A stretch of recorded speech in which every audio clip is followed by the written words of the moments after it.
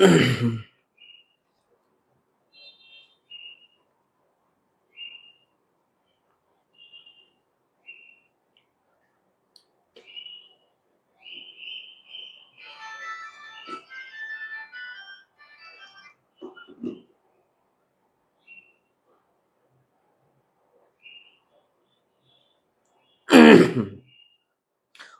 প্রিয় শিক্ষার্থী বন্ধুরা, আসসালামু আলাইকুম। তোমাদের সবাইকে, তোমরা সবাই কেমন আছো?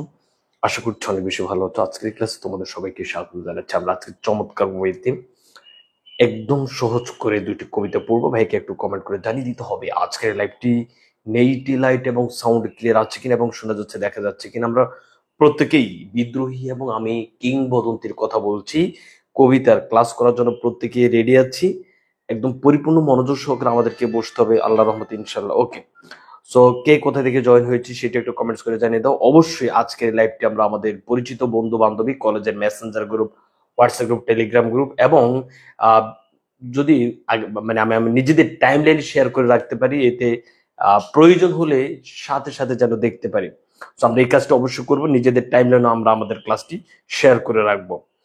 ওকে, চলো আমরা দেরি না করে শুরু করছি আমাদের আজকের ক্লাসটি। ভাইকে একটু কমেন্ট করে আরেকবার জানিয়ে দাও সবকিছু ক্লিয়ার আছে কিনা, শোনা যাচ্ছে, দেখা যাচ্ছে কিনা। আমরা আজকের ক্লাসের প্রথমেই একদম যেই কবিতাটি পড়বো সেটি হচ্ছে আমি কিংবদন্তির কথা বলছি। সো চলো, তোমরা কি ভাইকে শুনতে পাচ্ছ? ওকে, এখন যেটি করবে সেটি হচ্ছে খাতা কলম নিয়ে রেডি হয়ে যাবে এবং প্রত্যেকেই, ভাইয়া আমি যেটি বলবো প্রত্যেকের জায়গা থেকে দ্রুত দ্রুত লাইভটি সর্বোচ্চ শেয়ার করে দিই। আমরা আজকের ক্লাসে প্রথমেই যে কবিতাটি পড়বো সেটি হচ্ছে আমি কিংবদন্তির কথা বলছি। আমি তো এই যে কিংবদন্তির কথা বলছি কবিতাটি তোমরা, আমি জানি না কিভাবে পড়ছো, তোমরা অনেকেই এখনো মুখস্থর মতো করে পড়তে পড়তে ক্লান্ত হয়ে গেছো, কিন্তু আমি তোমাকে কোনো মুখস্থ করাবো না, আমি তোমাকে চমৎকার ওয়েতে তোমার মতো করে তোমাকে বুঝিয়ে দিব। ওকে, চলো প্রিয় শিক্ষার্থী বন্ধুরা, তাহলে আমরা প্রথমে আমি কিংবদন্তির কথা বলবো, সেটি হচ্ছে আবু জাফর ওবায়দুল্লাহ। এই জাফর হচ্ছে আমার দাদা। তাহলে তুমি এই আমি কিংবদন্তির কথা বলছি, এটি হচ্ছে, সব একটু খেয়াল করো, আমি কিংবদন্তির কথা বলছি। কিংবদন্তি হচ্ছে লোকমুখে শোনা যায়। ধরে নাও তোমার 200 বছর আগে কি হয়েছে সেটি কি তুমি দেখেছো? অবশ্যই দেখো নাই, তাহলে সেটি তুমি কেন বিশ্বাস করো? ওই যে লোকমুখে শোনা যায়, এই সে কিংবদন্তি। লোকমুখে শুনতে শুনতে যেটা, সেটাই কিংবদন্তি। একসাথে বলো, কি বলেছি বলো? লোকমুখে মানে লোকের মুখে মুখে মুখে মুখে শুনতে শুনতে, লোকের মুখে মুখে মুখে শুনতে শুনতে যেটি, সেটি হচ্ছে কিংবদন্তি। ওকে, তো এই যে আবু জাফর ওবায়দুল্লাহ, জাফর হচ্ছে গালিবের দাদা। জাফরকে বলো গালিবের দাদা। গালিবের জাফর দাদা গালিব বেকে অতীতের কিছু ইতিহাস বলেছে, যে ইতিহাসগুলো। ও আচ্ছা আচ্ছা, সরি, তোমরা তো এখনো শেয়ারও করে না, এখনো তো অনেক শিক্ষিত আসবে। আমাদের তো মিনিমাম এই ক্লাসগুলো মিনিমাম 4-5 হাজার শিক্ষার্থী করে, গতকালকে তো 7,000 করেছে, তো সকালবেলা হয়তো 1-200 কম হবে। সবাই সবাই একটু প্লিজ দ্রুত শেয়ার করে দাও। আমি বলছি কবিতাটি আমি এখন মুখস্থ করে দিব। সবাই দ্রুত। আমি খেয়াল করি না, আমি তো শুরু করে দিয়েছি, ডিরেক্ট অ্যাকশনে বিশ্বাসী, বুঝো নাই? তাহলে এটি তুমি একটু মনে হচ্ছে গালিবের জাফর দাদা। আচ্ছা, 4,000 হোক, ঠিক আছে? 4,000 হইলে মোটামুটি মনে করবো যে সকালবেলা। ঠিক আছে, সবাই একটু শেয়ার করি। বান্ধবীরা কি শোনা যায় না? একটু শেয়ার করে দাও। বান্ধবীরা না ক্লাসে খুব সিরিয়াস থাকে, আমার বন্ধু যারা তারাও সিরিয়াস, কিন্তু বান্ধবীরা একটু বেশি সিরিয়াস কেন যেন জানি না।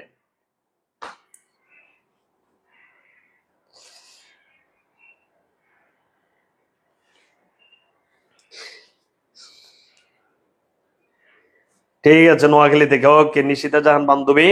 আচ্ছা, একটু সবাই শেয়ার করে কমেন্ট সেকশনে শেয়ারটা লিখে দাও ভাইয়া। আমি বলছি আমার কিংবদন্তি পড়াইতে লাগবে কয় মিনিট? এখন বাজে মানে 6 মিনিট অলরেডি শেষ। কিংবদন্তি পড়াইতে লাগবে সর্বোচ্চ 30 থেকে 30 মিনিট। সুন্দর করে তুমি যে কিংবদন্তি অনেক কঠিন করে পড়েছো, সেটি ইনশাল্লাহ আমি সহজ করে দিব। 4,000 হয় না এখনো? আমি দাঁড়ায় দাঁড়ায় বলবো 4,000 হোক, 4,000 হোক। তোমরা মানে বিষয়টা হচ্ছে গতকালকে যা করেছে তার আজকে তো মানে 3 ভাগের 2 ভাগ করবে, বুঝো নাই? তার মানে আজকে 4,000 থেকে 4,500 ক্লাসের জন্য রেডি আছে। সবাই শেয়ার করেছো? আচ্ছা, চলো বিসমিল্লাহির রহমানির রহিম। প্রিয় শিক্ষার্থী বন্ধুরা, আশা করছি সবাই রেডি। আজকের এই ক্লাসে ভাইয়া তোমাদেরকে প্রথম যে কবিতাটি পড়াবো সেটি হচ্ছে আমি কিংবদন্তির কথা বলছি। প্রথমে ভাইয়া তোমাকে বুঝাবো কিংবদন্তি কি। লোকমুখে, জনগণের মুখে শুনতে শুনতে যেগুলো আসে সেগুলো হচ্ছে কিংবদন্তি। 200 বছর 200 বছর আগে কি হয়েছে সেটি তো তুমি জানো না। এখন এই যে 200 বছর আগের কাহিনী তো কিন্তু তুমি ঠিকই বিশ্বাস করো, কেন? ওই যে লোকমুখে শুনতে শুনতে যেটি, সেটি হচ্ছে কিংবদন্তি। তো এই যে জাফর হচ্ছে আমার দাদা, জাফর কি গালিবের দাদা, গালিবের জাফর দাদা গালিবের জাফর দাদা গালিবেকে অতীতের কিছু কথাগুলো বলবে যেগুলো গালিবের জাফর দাদা দেখেছে অথবা লোকমুখে শুনেছে। তাইলে বলো গালিবের সাথে গালিবের দাদার সাথে কথা হবে কোন দাদা? জাফর দাদা। সবাই সুন্দর করে লিখো, বলে গালিবের সাথে গালিবের জাফর দাদার সাথে কথা হবে। জাফর দাদা গালিবেকে কোনগুলো বলবে? দুই ধরনের কথা বলবে, যাহা সে শুনলো এবং যাহা সে দেখলো, এই দুই ধরনের কথা বলবে। ওকে,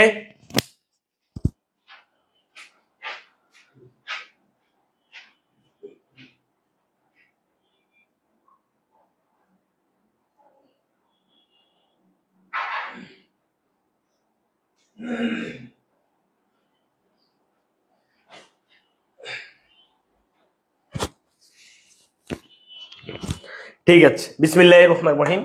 এবার প্রিয় শিক্ষার্থী বন্ধুরা, আমি কিন্তু একটু দ্রুত বলবো। আমার দাদা আমাকে কি বলেছে? আমার দাদা আমাকে বলেছে, গালিব শুনো, আমি তোমাকে আমার পূর্বপুরুষের কথা বলবো। বলো, আমার দাদা আমাকে কোন পুরুষের কথা বলবে? পূর্বপুরুষের কথা বলবে। আমাদের পূর্বপুরুষ যারা, আমার দাদা আমাকে কোন পুরুষের কথা বলবে? পূর্বপুরুষের কথা বলবে। আমাদের পূর্বপুরুষ ছিলেন কৃষিজীবী। সবাই একসাথে বলতে হবে, আমাদের পূর্বপুরুষ ছিলেন কৃষিজীবী। তাদের করতলে পলিমাটির সৌরভ ছিল। প্রথমে আমি আমার মতো করে পড়াবো, তারপর কবিতার লাইন দেখে পড়াবো। তাদের করতলে মানে হাতের মুঠোই, পলিমাটির সৌরভ মানে সুগন্ধি। মানে আমাদের পূর্বপুরুষরা এত বেশি পরিশ্রম করতো, হাত দিয়ে কাজ করতে করতে করতে করতে হাতের মুঠোয়, করতল মানে হাতের মুঠো পলিমাটি, মাটি আছে না, কোন মাটির কথা আছে? পলিমাটির কথা আছে। পলিমাটির সৌরভ, এখানে সৌরভ মানে পলিমাটির সুগন্ধির। তাদের হাত থেকে সবসময় পলিমাটির সুগন্ধি বের হতো।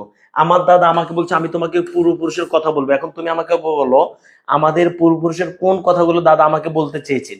পূর্বপুরুষের, এটা কোনো মুখস্থ করা লাগবে না। আমি যদি তোমাকে বলি যে এই শোন, তুই এরকম কেন, তোর পূর্বপুরুষে এমন ছিল, তখন কি খারাপ বলি না ভালো ভালো কথাগুলো বলি? তা আমার দাদা আমাকে আমাদের পূর্বপুরুষের ভালো ভালো কথাগুলো বলবে, যে পূর্বপুরুষের ছিলেন সাহসী, সংগ্রামী, বিপ্লবী।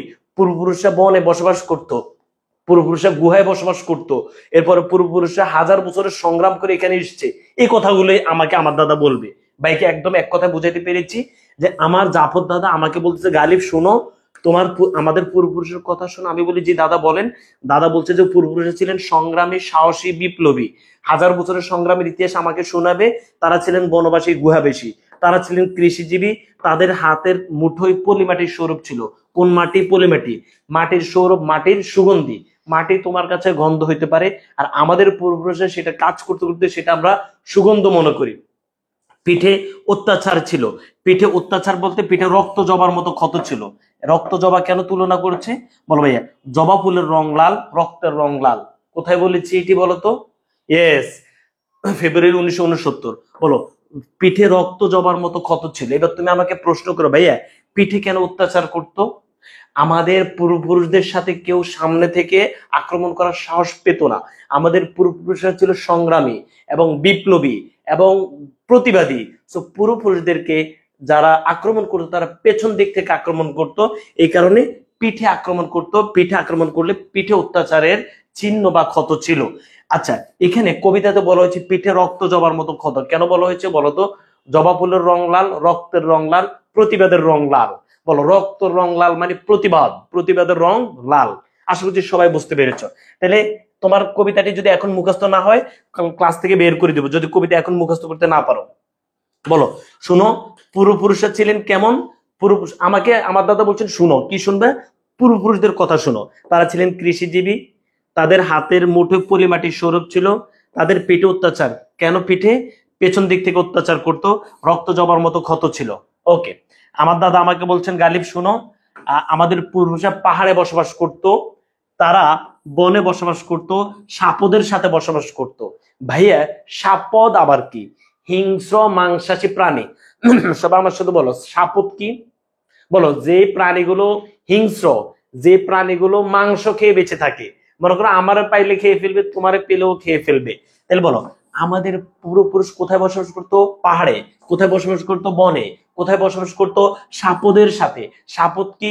হিংস্র এবং মাংস খায়, এরকম সকলগুলোর সাথে বসবাস করতো। তাহলে কেমন সাহসে, বুঝতে পেরেছো? পতিত জমি আবাদ করে খাইতো। আমাদের পূর্বপুরুষে কিভাবে চলতো? পতিত জমি আবাদ করে খাইতো। গালিব, আমি এখন তোমাকে কবি এবং কবিতার, আমাদের পুরুষের কবি এবং কবিতার কথা বলতো।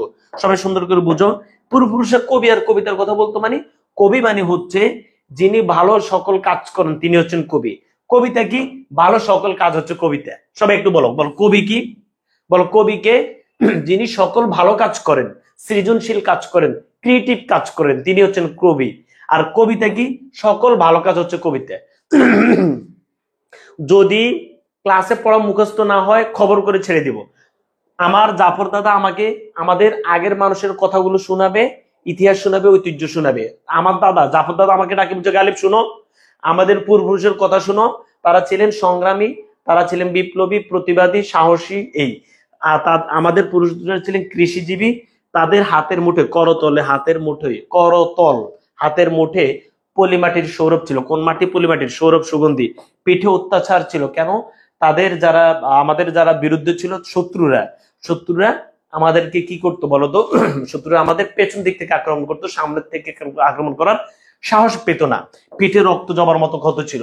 আমাদের পুরুষরা পাহাড়ে বসবাস করতে, এটা এই পাহাড় বলে এখানে হচ্ছে বাধা বিপত্তি। সবাই এটা লিখে বলো যে তোমার পরীক্ষাতে আসবে পাহাড় বলে কি বোঝানো হয়েছে? বাধা বিপত্তির প্রতীক। পাহাড়টা কিসের প্রতীক? বাধা। মানে তুমি দেখো, তোমার সামনে তুমি পাহাড়ে যা বসবাস করো, এটা তোমার কাছে একটা বাধা, কঠিন ব্যাপার স্যাপার না?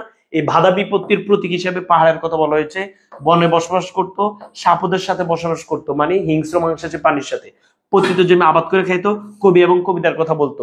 সকল ভালো কাজ যিনি করেন তিনি হচ্ছেন কবি, আর সকল ভালো কাজ হচ্ছে কবিতা। আশা করছি সবার মুখস্থ হয়েছে। ওকে, আচ্ছা প্রিয় শিক্ষার্থী বন্ধুরা, আমাকে এটা মুখস্থ দিতে হবে। এরপর দাদা আমাকে বলেন, আচ্ছা শোনো গালিব, তোমাকে যে আমি বললাম কবিতা কি জানো? কে বলছেন? আমার দাদা আমাকে বলছেন। কি বলছেন? গালিব শোনো কবিতা কি। আচ্ছা শোনো কবিতা কি বলো। দাদা আমাকে কি বলছেন? দাদা আমাকে প্রশ্ন করছেন। কোন দাদা? জাফর দাদা। জাফর দাদা গালিব বেকে প্রশ্ন করেছেন, আচ্ছা শোনো কবিতা কি। জিহ্বায় উচ্চারিত সত্য শব্দ কবিতা। তাহলে জিহ্বায়, এটা আমাদের জিহ্বায় উচ্চারিত যতটা সত্য শব্দ আছে, সকল সত্য শব্দ হচ্ছে কবিতা। চাষ করা জমির শস্য দানা কবিতা। মানে কি?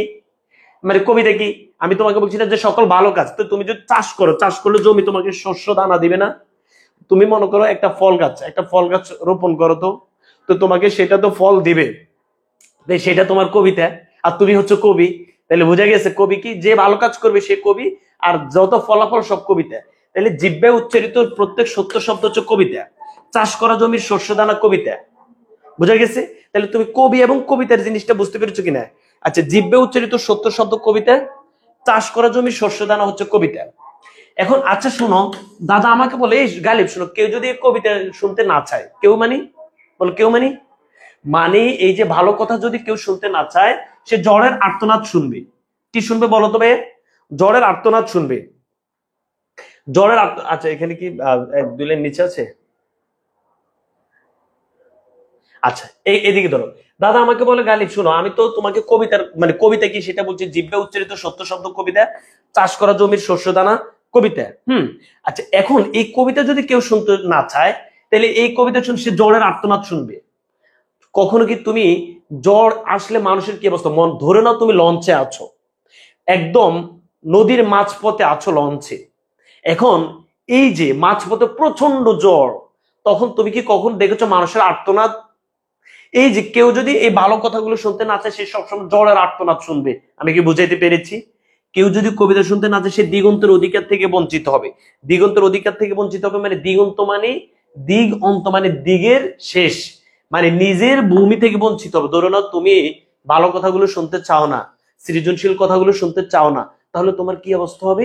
তাহলে তোমার অবস্থা হবে তুমি তোমার যে নিজ ভূমি সেটা থেকে বঞ্চিত, বা তোমার ভূমি অন্যজন দখল করে নিয়ে যাবে। বুঝাইতে পেরেছি? এটা কি কঠিন? বলো, গালিবে বলছে কেউ যদি কবিতা শুনতে না চায় সে জ্বরের আর্তনাদ শুরু করবে। জ্বরের আর্তনাদ মনে রাখবো, ওই যে ভাইয়া কেউ লঞ্চে আছে আর জ্বর আসছে হাউমাউ করে কান্না শুরু করবে, কেউ বিমানে আছে জ্বর আসছে, অবস্থা বুঝো। কেউ যদি কবিতা শুনতে, ভালো কথাগুলো শুনতে না চায় সে দিগন্তের অধিকার মানে দিগন্ত, সে যদি কবিতা শুনে তাহলে সে অনেক ভূমি দখল করতে পারবে, স্বাধীন হতে পারবে। আর যদি না শুনে তাহলে তার নিজের যে ভূমি সেটি দখল হয়ে যাবে, আজন্ম কৃতদাস থেকে যাবে। কেউ যদি এই ভালো কথাগুলো শুনতে না চায় সে তাহলে একদম সবসময় কৃতদাস, অন্যের অধীনে। কৃতদাস মানে অন্যের অধীনে, দাস দাস অন্যের অধীনে থেকে যাবে। ওকে, তাহলে প্রথমে বলছি দাদা আমাকে পূর্বপুরুষের কথা বলছেন, পূর্বপুরুষে কিভাবে জীবন যাপন করেছেন সেটা বলেছেন। এরপর আমাকে বলছেন কবিতাটা কি, এখন কেউ যদি কবিতাটা শুনতে না চায় তার কি অবস্থা হবে, দাদা আমাকে এটা বলেছেন। তারপরে আমাকে বলছেন, দাদা আমাকে বলে শোনো আমি তোমাকে যা বলি। এখন দাদা আমাকে বলে শোনো আমি তোমাকে যা বলি। দাদা আমাকে বলে আমি আমি শোনো আমি তোমাকে বলছি স্বপ্নের কথা। দাদা আমাকে কিসের কথা বলবে, স্বপ্নের কথা, মানে হচ্ছে মুক্তির কথা। তাহলে আমার দাদার স্বপ্ন কি, আমার দাদার স্বপ্ন হচ্ছে মুক্তি, মানে আমরা মুক্তি পেতে হবে। তাহলে বলো আমার দাদার স্বপ্নের কথা, শুন আমি তোমাকে, আমার দাদা এখন আমাকে জাপর দাদা আমাকে যা বলবে তা হচ্ছে আমি তোমাকে স্বপ্নের কথা বলছি, মানে মুক্তির কথা বলছি। ওকে, আচ্ছা, উনুনের আগুনে আলোকিত উজ্জ্বল জানালার কথা বলছি। উনুনের আগুনে আলোকিত উজ্জ্বল জানালার কথা বলছে। আগুন যেমন আগুন মরিচাকে শেষ করে দেয় না ভাইয়া, আগুন তুমি মনে করো কোনো জিনিসে মরিচা পড়েছে সেটিকে শেষ করে দেয় আগুন। তো উনুনের আগুনে আলোকিত উজ্জ্বল জানালা, জানালা দিয়ে যদি তুমি তোমার ঘরের জানালা বন্ধ করে রাখো সব অন্ধকার, জানালা খুলে দাও আলো চলে আসবে না। এই যে এই উদাহরণটা কেন দিয়েছে, যে মুক্ত জীবনের ইঙ্গিতের কথা, বলো মুক্ত জীবনের ইঙ্গিত, মুক্ত জীবনের ইঙ্গিত, মুক্ত জীবনের ইঙ্গিত বুঝাইতে পেরেছি। তাই আমার দাদা আমাকে বলছেন স্বপ্নের কথা মানে মুক্তির কথা। আমার দাদা কিসের স্বপ্ন দেখে, মুক্তির স্বপ্ন দেখে। উজ্জ্বল জানালার কথা মানে মুক্ত জীবনের ইঙ্গিত। এখানে উনুনের আগুনে আলোকিত উজ্জ্বল জানালার কথা মানে মুক্ত জীবনের ইঙ্গিত। আর এখানে আমরা আরেকটা কথা বলছি, সেটি হচ্ছে যে কি, আগুন মরিচাকে দূর করে দেয়। এই কারণে আগুনের উদাহরণ দিয়েছি, আগুন মরিচাকে দূর করে দেয়। বলো আগুন মরিচাকে দূর করে দেয়। আমি আমার মায়ের কথা, বলো মায়ের কথা মানে মাকে। আমরা আমাদের দেশকে মা বলি না, তাহলে মা বলতে আমরা যেটা বুঝি প্রকৃতি এবং স্বদেশকে বুঝি। তাহলে আমার দাদা আমাকে মায়ের কথা বলছে, মা মানে আমার মা না, মা মানে হচ্ছে স্বদেশ, স্বদেশের কথা। যত জায়গায় মা পাবা মনে করবে এটা স্বদেশ, প্রকৃতি, স্বদেশ এবং প্রকৃতির কথা বুঝো। প্রবাহমান নদীর কথা বলছি, প্রবাহমান, আমার দাদা আমাকে কেন প্রবাহমান নদীর কথা বলছে জানবা, কারণ প্রবাহমান নদী যে সাঁতার জানে না, ধরো নাও তুমি এমন একটা নদীতে পড়েছ যে নদী প্রবাহ নাই, তাহলে তুমি ডুবে যাবা। আর তুমি প্রবাহমান নদীতে পড়েছো কিন্তু সাঁতার জানো না, সেই নদী তোমাকে ভাসিয়ে নিয়ে যাবে, যেখানে নিয়ে যাক তোমাকে ভাসিয়ে নিয়ে যাবে। এই কারণে দাদা আমাকে অন্তত প্রবাহমান নদীর কথা বলছেন। গতি না থাকলেও এক সময় তোমার মনে করো যদি গতি না থাকে তাহলে একসময় ধ্বংস হয়ে যাবে, আর গতি থাকলে তাহলে ভাইয়া তুমি যদি মনে করো কোনো গতি না থাকে, প্রবাহমান নদীর কথা কেন বলেছেন, যে সে মানে মনে করো হচ্ছে প্রবাহ নদীর কথা হচ্ছে তোমার এখানে তুমি সাঁতার না জানলে তোমাকে ভাসিয়ে নিয়ে যাবে। এর দ্বারা বোঝা যায় হচ্ছে কোনো কিছুর গতি না থাকলে ধ্বংস হয়ে যাবে। তো জীবনে গতি থাকতে হবে, যে সাঁতার জানে না তাকেও ভাসিয়ে নিয়ে যাবে। ও এখানে তো আছে, প্রবাহমান নদীর কথা বলছে, যে সাঁতার জানে না তাকেও ভাসিয়ে নিয়ে যাবে। এখন এটা কেন বলেছেন, কারণ কোনো কিছুর গতি না থাকলে সেটি ধ্বংস হয়ে যাবে। তাহলে দাদা আমাকে কি বলছেন, স্বপ্নের কথা বলছেন মানে মুক্তির কথা। উনুনের আগুনে আলোকিত উজ্জ্বল জানালার কথা বলছেন মানে মুক্ত জীবনের ইঙ্গিত। মা এবং স্বদেশ প্রকৃতির কথা, মায়ের কথা, প্রবাহমান নদীর কথা, যে সাঁতার জানে না তাকেও ভাসিয়ে রাখে। ওকে, শুনো আমি যা বলছি স্বপ্নের কথা, উজ্জ্বল জানালার কথা, মায়ের কথা, প্রবাহমান নদীর কথা, যে সাঁতার জানে না তাকেও ভাসিয়ে রাখে। কেউ যদি কবিতা শুনতে না চায় সে নদীতে ভাসতে পারে না। ভাইয়া শুনো, এই যে আমি কবিতা মানে কি, বলো সত্য সুন্দর যা আছে সব কবিতা, সত্য সুন্দর, সত্য সুন্দর কল্যাণের সব কাজ হচ্ছে কবিতা, সত্য সুন্দর কল্যাণের সব কাজ হচ্ছে কবিতা, ভালো ভালো সব কাজ হচ্ছে কবিতা। এখন এই কবিতার কথা যদি কেউ শুনতে না চায় নদীতে বাসতে পারে না। এখন তোমার কাছে দূর গালি কচুর কথা বলেন, কিসের নদীতে বাসতে পারে না, নদীতে তো সবাই বাসতে পারে। নদীতে বাসতে পারে না মানে সে নদীতে বাসতে পারে, বাট নদীতে বাসার মধ্যে যে একটা আনন্দ, আনন্দ সে সেটা পায় না। তাইলে ভাই কি বলছি, নদীতে বাসার মধ্যে যে একটা আনন্দ সেটা পায় না কেউ যদি এই কবিতাটা না শুনে। মাছের সঙ্গে খেলতে পারে না, কখনো মাছ ধরেছ, বড়শি দিয়ে মাছ ধরেছ, তুমি মনে করো যে মাছ যারা ধরে দেখে তো কি আনন্দ লাগে, দেখবা অনেকে অনেক টাকা দিয়ে মাছ ধরতে যায়। এটা কেন বলতো, মাছের সঙ্গে একটা খেলা। আবার তুমি মাছ পালন করো, মাছ চাষ করো, তো সেখানে মাছকে খাওয়াও, এই যে খেলা, মাছের যে একটা খেলার মধ্যে যে আনন্দ, তুমি যদি ভালো কথাগুলো না শুনো তাহলে তুমি মাছের সঙ্গে খেলার যে আনন্দ সেটি পাবা না। মায়ের কোলে শুয়ে গল্প শুনতে পারবে না, মায়ের কোলে শুয়ে গল্প শুনতে পারবে না মানে হচ্ছে তোমার মায়ের যে আকর্ষণ, মায়ের কোলের মধ্যে যে একটা আকর্ষণ সেটা তোমার মধ্যে থাকবে না। তাহলে বলো মাতৃকোলের আকর্ষণ থাকবে না, সবাই লিখবেন মাতৃকোলের আকর্ষণ তার মধ্যে থাকবে না, মাতৃকোলের আকর্ষণ তার মধ্যে থাকবে না। বুঝাইতে পেরেছি? আচ্ছা, এরপরে প্রিয় শিক্ষার্থী বন্ধু শুনো, আমি যা বলছি কিংবদন্তির কথা বলছি। আচ্ছা ও এরপরে এটা আছে কিন্তু ভাইয়া, শুনো আমি যা বলছি কিংবদন্তির কথা বলছি। কিংবদন্তি মানে কি বলতো? লোকমুখে শোনা যায় এই ধরনের কথাগুলো বলছি, পূর্বপুরুষের কথা বলছি, বিচলিত স্নেহের কথা বলছি। তুমি বললো ভাই স্নেহ আবার বিচলিত কেমন হয়? মানে সংখ্যা এবং ভালোবাসা, ধরে নাও। হ্যাঁ হ্যাঁ, আচ্ছা শোনো, আমাদের বিকেল 3টায় যে ক্লাসটি হবে সেটা হচ্ছে লাল সালু ক্লাস হবে গালিব মাহমুদ পেজ। তোমরা এই যে ভাই গালিব মাহমুদ পেজ দেখা যাচ্ছে, গালিব মাহমুদ পেজ দেখা যাচ্ছে। গালিব মাহমুদ পেজে এখন আমরা যে ক্লাসটি নিচ্ছি সেই ক্লাসের ক্যাপশনে আছে, সবাই ক্লাস থেকে বের হয়ে অথবা এখনই লাইক এবং ফলো দিয়ে রাখো। তাহলে ভাইয়া শুনো আমি যা বলছি কিংবদন্তি, ভাইয়া কিংবদন্তি কি বলো? কিংবদন্তি কি? লোকমুখে শোনা যায় এই ধরনের কথা হচ্ছে কিংবদন্তি। বলো কিংবদন্তি কি? লোকের মুখে শুনতে শুনতে যেটা সেটা কিংবদন্তি। পূর্বপুরুষের কথা বলছি, তাহলে আমার দাদা জাপদ দাদা আমাকে কি বলছেন? পূর্বপুরুষের কথা বলছেন। বিচলিত স্নেহের কথা কি বলতো? মানে সংখ্যা এবং ভালোবাসা। তুমি বিচলিত স্নেহ কিভাবে বিচলিত হয়? মানে আমার কোনো ভাই যদি যুদ্ধে যায় তাহলে সেখানে তোমার ভালোবাসা থাকবে, সে ভালোবেসে তো যুদ্ধে গিয়েছে, সংখ্যা থাকবে, চিন্তাও থাকবে। তাহলে বিচলিত স্নেহ মানে সংখ্যা এবং ভালোবাসা দুইটা একসাথে হয়ে গেছে। বুঝো নেই? কেউ যদি যুদ্ধে যায় তাহলে ভালোবাসা আছে, সংখ্যা আছে, মারা গেলে। আচ্ছা, গর্ভবতী বোনের মৃত্যুর কথা মানে আমার দাদা আমাকে কিসের কথা বলছেন? গর্ভবতী বোনের মৃত্যুর কথা। মানে পাকিস্তানি হানাদাররা আমাদের গর্ভবতী বোনদেরকে মেরে ফেলছে, এই বিষয়টা এখানে তুলে ধরেছে। ভালোবাসার কথা বলছে, ভালোবাসা দিলে মা মরে যায়, এই জিনিসটা একটু ধরো। ভালোবাসা দিলে মা মরে যায় জিনিসটি কি? মনে করো তোমার যদি দেশের প্রতি টান থাকে তাহলে তোমার মায়ের প্রতি যে ভালোবাসা সেটা তোমার থাকে না। ওই তুমি এই যে মনে করো আমি আমার দেশকে অনেক ভালোবাসি, দেশের প্রয়োজনে এখন যুদ্ধ করতে হবে, তখন তুমি দেখবে যে আমার মায়ের প্রতি আমার সবচেয়ে ভালোবাসা, সে ভালোবাসা থাকবে না। আমি দেশকে ভালোবাসলে মায়ের ভালোবাসা মারা গিয়ে দেশের জন্য আমি চলে যাই। এটা হচ্ছে ভালোবাসা দিলে মা মরে যায়। ওকে, ভাইয়ের কথা বলছে, আমার ভাইয়েরা যে যুদ্ধ করেছে, ভাইয়ের কথা বলছে, ভাইয়ের যুদ্ধের কথা বলছি। মানে আমার দাদা আমাকে সেই কথাগুলো বলছেন। ওকে, যে কবিতা শুনতে চায় না সে সন্তানের জন্য মরতে পারে না, ভালোবেসে যুদ্ধ যেতে পারে না, সূর্যকে হৃৎপিণ্ড ধরে রাখতে পারে না। সূর্যকে হৃৎপিণ্ড ধরে রাখার এটা তোমাদের পরীক্ষাতে আসবে। যে কবিতা শুনতে চায় না সে সন্তানের জন্য মরতে পারে না, ভালোবেসে যুদ্ধ যেতে পারে না, সূর্যকে হৃৎপিণ্ড ধরে রাখতে পারে না। সূর্যকে হৃৎপিণ্ড ধরে রাখা এটা হচ্ছে তোমাদের পরীক্ষাতে আসবে, যে সূর্যের ন্যায় শক্তি হৃদয়ে ধারণ করতে পারে না।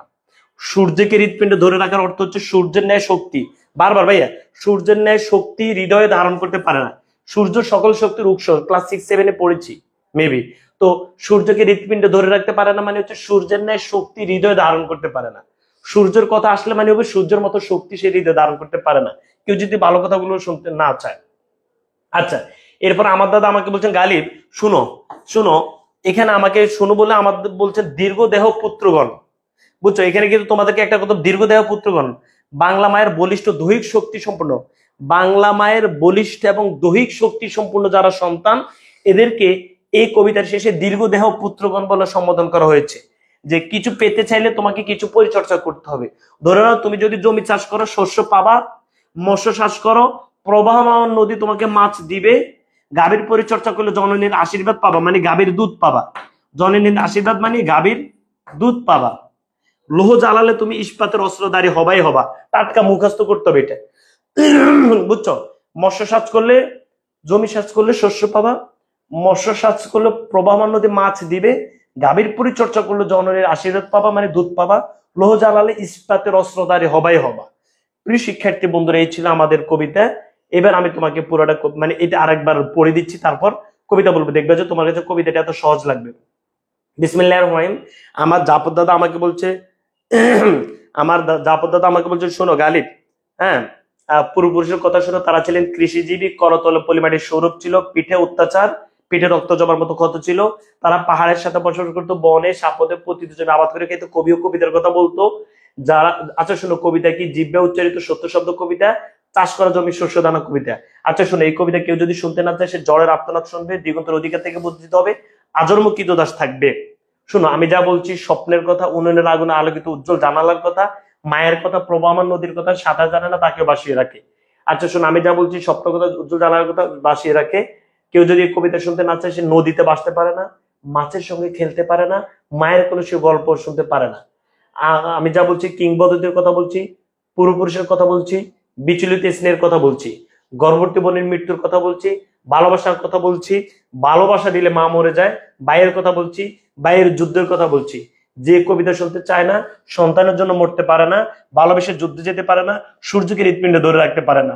কিছু পেতে চাইলে পরিচর্যা করতে হবে। জমি চাষ করলে শস্য পাবা, মৎস্য চাষ করলে প্রবাহমান নদী মাছ দিবে, গাভীর পরিচর্যা করলে জনের আশীর্বাদ দুধ পাবাই পাবা। লোহ জ্বালালে ইস্পাতের অস্ত্রাদের হবা। এবার দেখো কবিতাটা পড়তে তোমার 2 মিনিট 3 মিনিট লাগবে। বিসমিল্লাহির রহমানির রহিম। আমি কিংবদন্তির কথা বলছি, কবিতা শুরু। আমি কিংবদন্তির কথা বলছি, মানে জনমুখে শোনা যায় এই কথাগুলো বলছে। কে কাকে বলছে? গালিব বে, জাফর দাদা গালিব বেগে বলছে। এই কথাটা আমি মজা করে বুঝাইতে পেরেছি? গালিবে, জাফর দাদা গালিব বেগে বলছে। আমি আমার পূর্বপুরুষের কথা বলছি, তার করতলে হাতের মুঠে পলিমাটির সৌরভ। কোন মাটি? পলিমাটির সৌরভ মানে সুগন্ধি ছিল। কিভাবে বিষয়টা বুঝতে পেরেছো? তুমি দেখো না, আমাদের আশেপাশে যারা কাজ করে হাতে কি অবস্থা হয়? পিঠে রক্ত জমার মতো ক্ষত ছিল। রক্ত জমা কেন বলছে? জবা ফুলের রং লাল, রক্তের রং লাল, প্রতিবাদের রং লাল। পিঠে কেন বলছে? শত্রুরা পেছন দিক থেকে আক্রমণ করতো, সামনে আসার সাহস পেত না। তিনি অতিক্রান্ত পাহাড়ের কথা বলতেন। অতিক্রান্ত মানে অতিক্রম করে পাহাড়। আমাদের পূর্বপুরুষরা পাহাড়কে অতিক্রম করে বসবাস করতেন। ভাইয়া দেখো তো এটা ক্লিয়ার কিনা? কত সহজ না, একদম মুখস্থর মতো করে দিয়েছি। আমি কিংবদন্তির কথা বলছি, আমি আমার পূর্বপুরুষের কথা বলছি। তার করতলে পলিমাটির সৌরভ ছিল, তার পিঠে রক্ত জমার মতো ক্ষত ছিল। তিনি অতিক্রান্ত পাহাড়ের কথা বলতেন। অরণ্য এবং সাপদের কথা বলতেন। অরণ্য কি? বন। অরণ্য কি? আমি কিন্তু ভাইয়া পড়ে এসেছি একটা, অরণ্য বন। সাপদ হচ্ছে হিংস্র মাংসাশী প্রাণী। পতিত জমি আবাদ করার কথা বলতেন। ভাইয়া আল্লাহর রহমতে সহজ না? শুনো, তোমরা কমেন্টের দিকে তাকাও, তুমি আমার দিকে না তাকে থাকবা। আচ্ছা, তিনি কবি এবং কবিতার কথা বলতেন। জিব্বে উচ্চারিত প্রতিটি সত্য শব্দ কবিতা। কর্ষিত জমির, কর্ষিত মানে চাষ করা, কর্ষিত মানে বলো চাষ করা, চাষ করা জমির প্রতিটি শস্য দানা কবিতা। মানে বলো ভালো, সত্য, সুন্দর, কল্যাণ সব কবিতা। আর ভালো, সত্য, সুন্দর, কল্যাণের কাজ যিনি করেন তিনি কবি।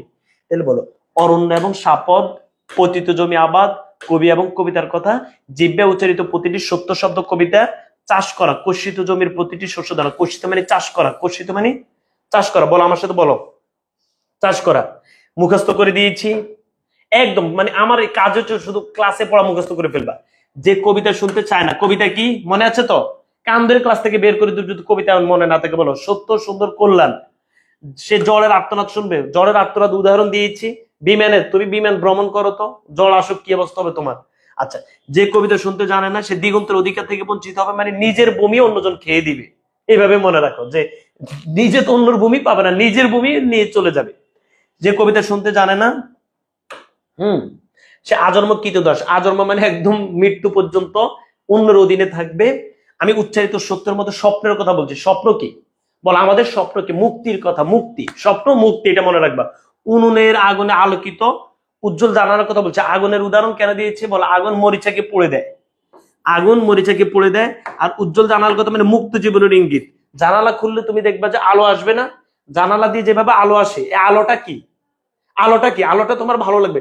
ধরে নাও প্রচন্ড অন্ধকার তোমার বাসায়, জানালা খুলে দিয়েছো, জানালা খুলে দেওয়ার সাথে সাথে আলো ঢুকছে। আলোটার মাধ্যমে কি প্রকাশ পেয়েছে? যে মানে আলোটার মাধ্যমে মুক্ত জীবনের ইঙ্গিত। ওকে, আচ্ছা। তিনি আমার মায়ের, আমি আমার মায়ের কথা বলছি। মায়ের কথা মানে কি? বলো মায়ের কথা কি? মায়া মানে স্বদেশ, এটা মাথায় রাখবা। আচ্ছা, তিনি বলতেন প্রবাহমান নদীর নদী, প্রবাহমান নদী সাঁতার না জানলেও তোমাকে ভাসিয়ে যাবে। মানে তুমি সাঁতার জানো না, ভাসিয়ে নিয়ে যাবে। বাট যে নদীর গতি নেই সেখানে তো তুমি ডুবে যাবা। তো জীবনে কি লাগবে? এখান থেকে আমরা শিখতে পেয়েছি জীবনে গতি লাগবে।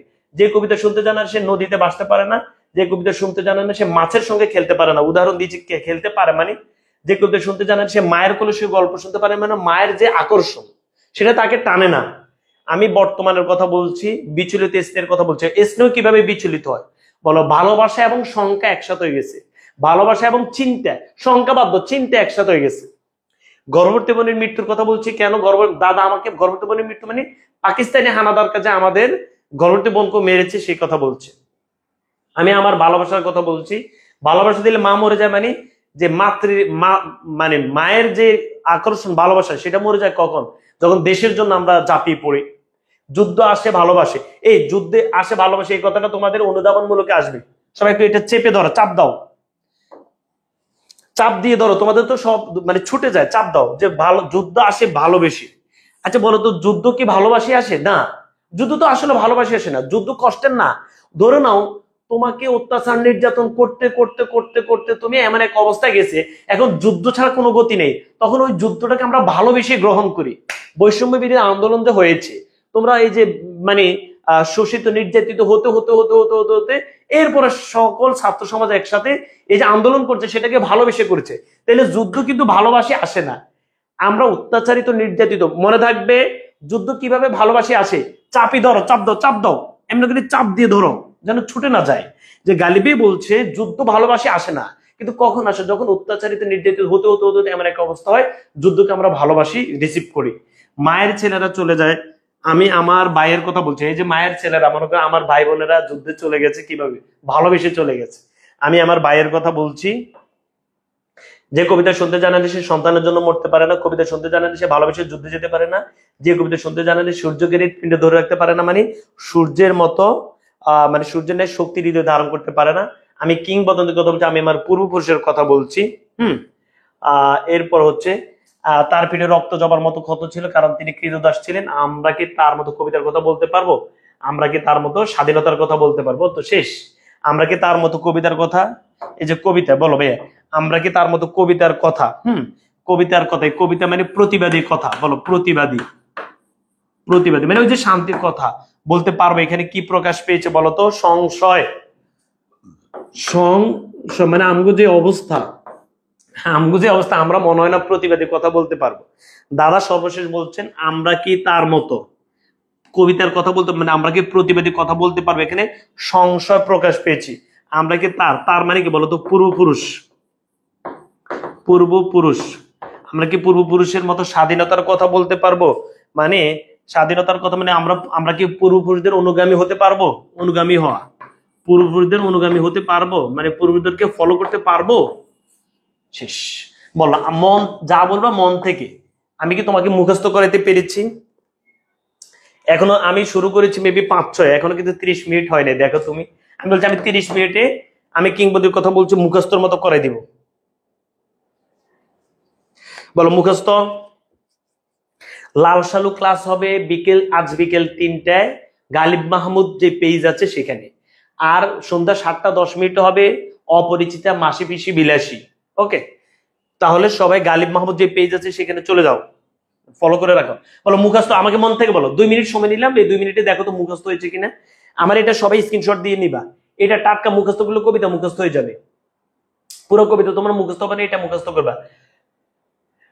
এই যেটা বলো, পূর্বপুরুষ কৃষিজীবী পিঠে অত্যাচার পাহাড়ে বনে সাপত প্রতি জমি কবি কবিতার কথা, জিব্বে উচ্চারিত সত্য সত্য কবিতা চাষ করার জমি শোষণের কবিতা। কেউ যদি কবিতা শুনতে না চায় ঝড়ের আত্মার শুনবে, দিগন্ত ওদিকে থেকে বঞ্চিত হবে আদরম কি দোদাস থাকবে। কেউ যদি কবিতা শুনতে না চায় এই স্টাইলে যত লাইন আছে সব একসাথে করে ফেলবা। আমি যা বলছি স্বপ্নের কথা, অনুরাগ আলো জানালার কথা, প্রবামান নদীর কথা, মায়ের কথা, সাঁতার জানে না বাসিয়ে রাখে, যা বলছি স্বপ্ন বাসিয়ে রাখে। কেউ যদি কবিতা শুনতে না চায় এটা ওইখানে নিয়ে যাবো, ওইখানে একসাথে পড়ে ফেলবে। নদীতে বাঁচতে পারে না, মাছের সঙ্গে খেলতে পারে না, মায়ের কোলে সে গল্প শুনতে পারে না। যা বলছে কিংবদন্তির কথা, পূর্বপুরুষের কথা, বিচলিত স্ত্রীর কথা, গর্ভবতী বোনের মৃত্যুর কথা, ভালোবাসার কথা, ভাইয়ের কথা, ভাইয়ের যুদ্ধের কথা। কেউ যদি কবিতা শুনতে না চায়, ওই যে কেউ যদি কবিতা শুনতে না চায় এই সব লাইন একসাথে করে পড়বা, তাইলে তোমার এমসিকিউ আসলে উত্তর দিতে পারবা। কেউ যদি কবিতা শুনতে না চায় মানে এই যে একটা লাইনের সাথে একটা লাইন থাকে না, সন্তানের জন্য মরতে পারে না, ভালোবেসে যুদ্ধে যেতে পারে না, সূর্যকে হৃৎপিণ্ডে ধরে রাখতে পারে না, কিছু পেতে চাইলে তার পরিচয় জমি চাষ, শস্য, মৎস্য চাষ, প্রবাল নদী ও গভীর পরিচয়, জনের আশেপাশে লো জ্বালানি ইস্পাত। মুখস্থ। একটু দ্রুত দ্রুত।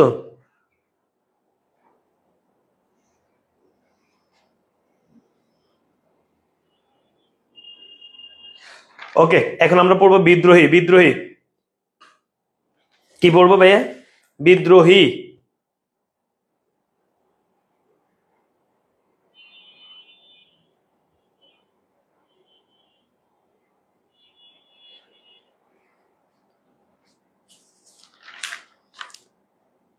ভাই এখন আমরা কি পড়বো? বিদ্রোহী। সবাই ধরো, বিদ্রোহী খুলেছি।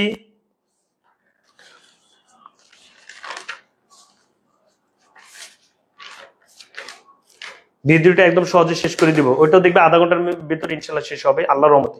তোমাদের আবার পড়তে হবে। সবাই বিদ্রোহী পেয়েছি।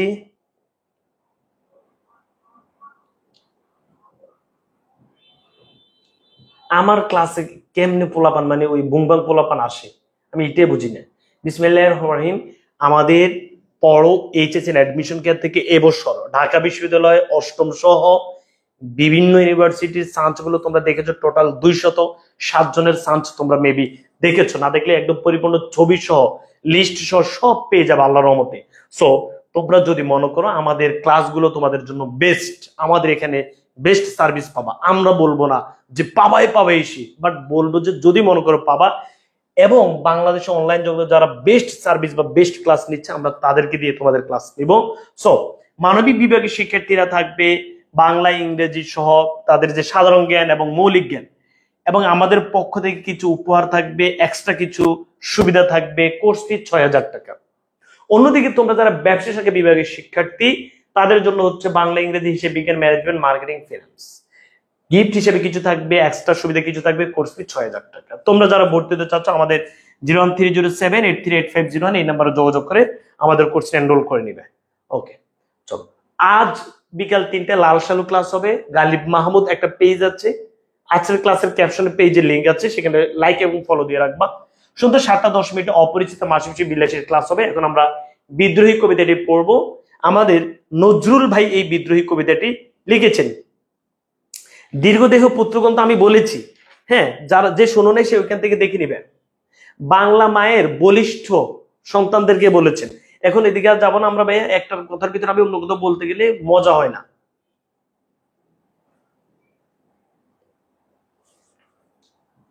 এখন আমরা বিদ্রোহী কবিতাটি একদম সহজ। প্রথমে আমি আমার মতো করি বলবো, তুমি মুখস্থ করবা, তারপর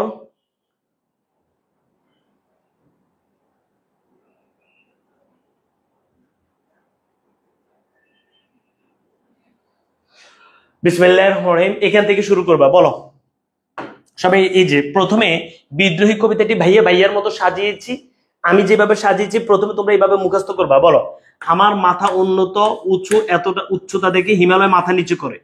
দেখো তো তোমার কবিতার লাইন দেখো, দেখবা মুখস্থ হয়ে যাবে। বলো, প্রথমে এটা মুখস্থ করবো, আমার মাথা উন্নত উঁচু, উচ্চতা দেখে হিমালয় মাথা নিচু করে ফেলে। 3বার। আমার মাথা উন্নত উঁচু, উচ্চতা দেখে হিমালয় মাথা নিচু করে ফেলে।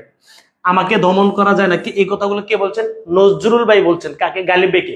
বলো, নজরুল ভাই, নজরুল ভাই গালিব ভাইকে কিছু কথা বলছেন। নজরুল ভাই বলছেন আমার মাথা উন্নত উঁচু, উচ্চতা দেখে হিমালয় মাথা নিচু করে। আমাকে দমন করা যায় না, আমি বিনয়ী নই, আমি হিংস্র, আমি নটরাজ। এই নটরাজটা আমরা একটু ব্যাখ্যা বিশ্লেষণ করতে হবে। এখানে টোটাল 12 থেকে 13টা শব্দ তোমাদের মনে থাকে না, অথচ পুরো কবিতা তুমি কঠিন মনে করে বসে আছো। এই 12-13টা শব্দ এখন আমি মুখস্থ করবো। বলো, নটরাজ। একটু পরে সেটা বুঝাবো, আপাতত বলো, আমি নটরাজ, আমি সাইক্লোন, আমি ধ্বংস। এটা 3-4 বার বলো আমার সাথে। আমার আমার মাথা উন্নত উঁচু, উচ্চতা দেখে হিমালয় মাথা নিচু করে।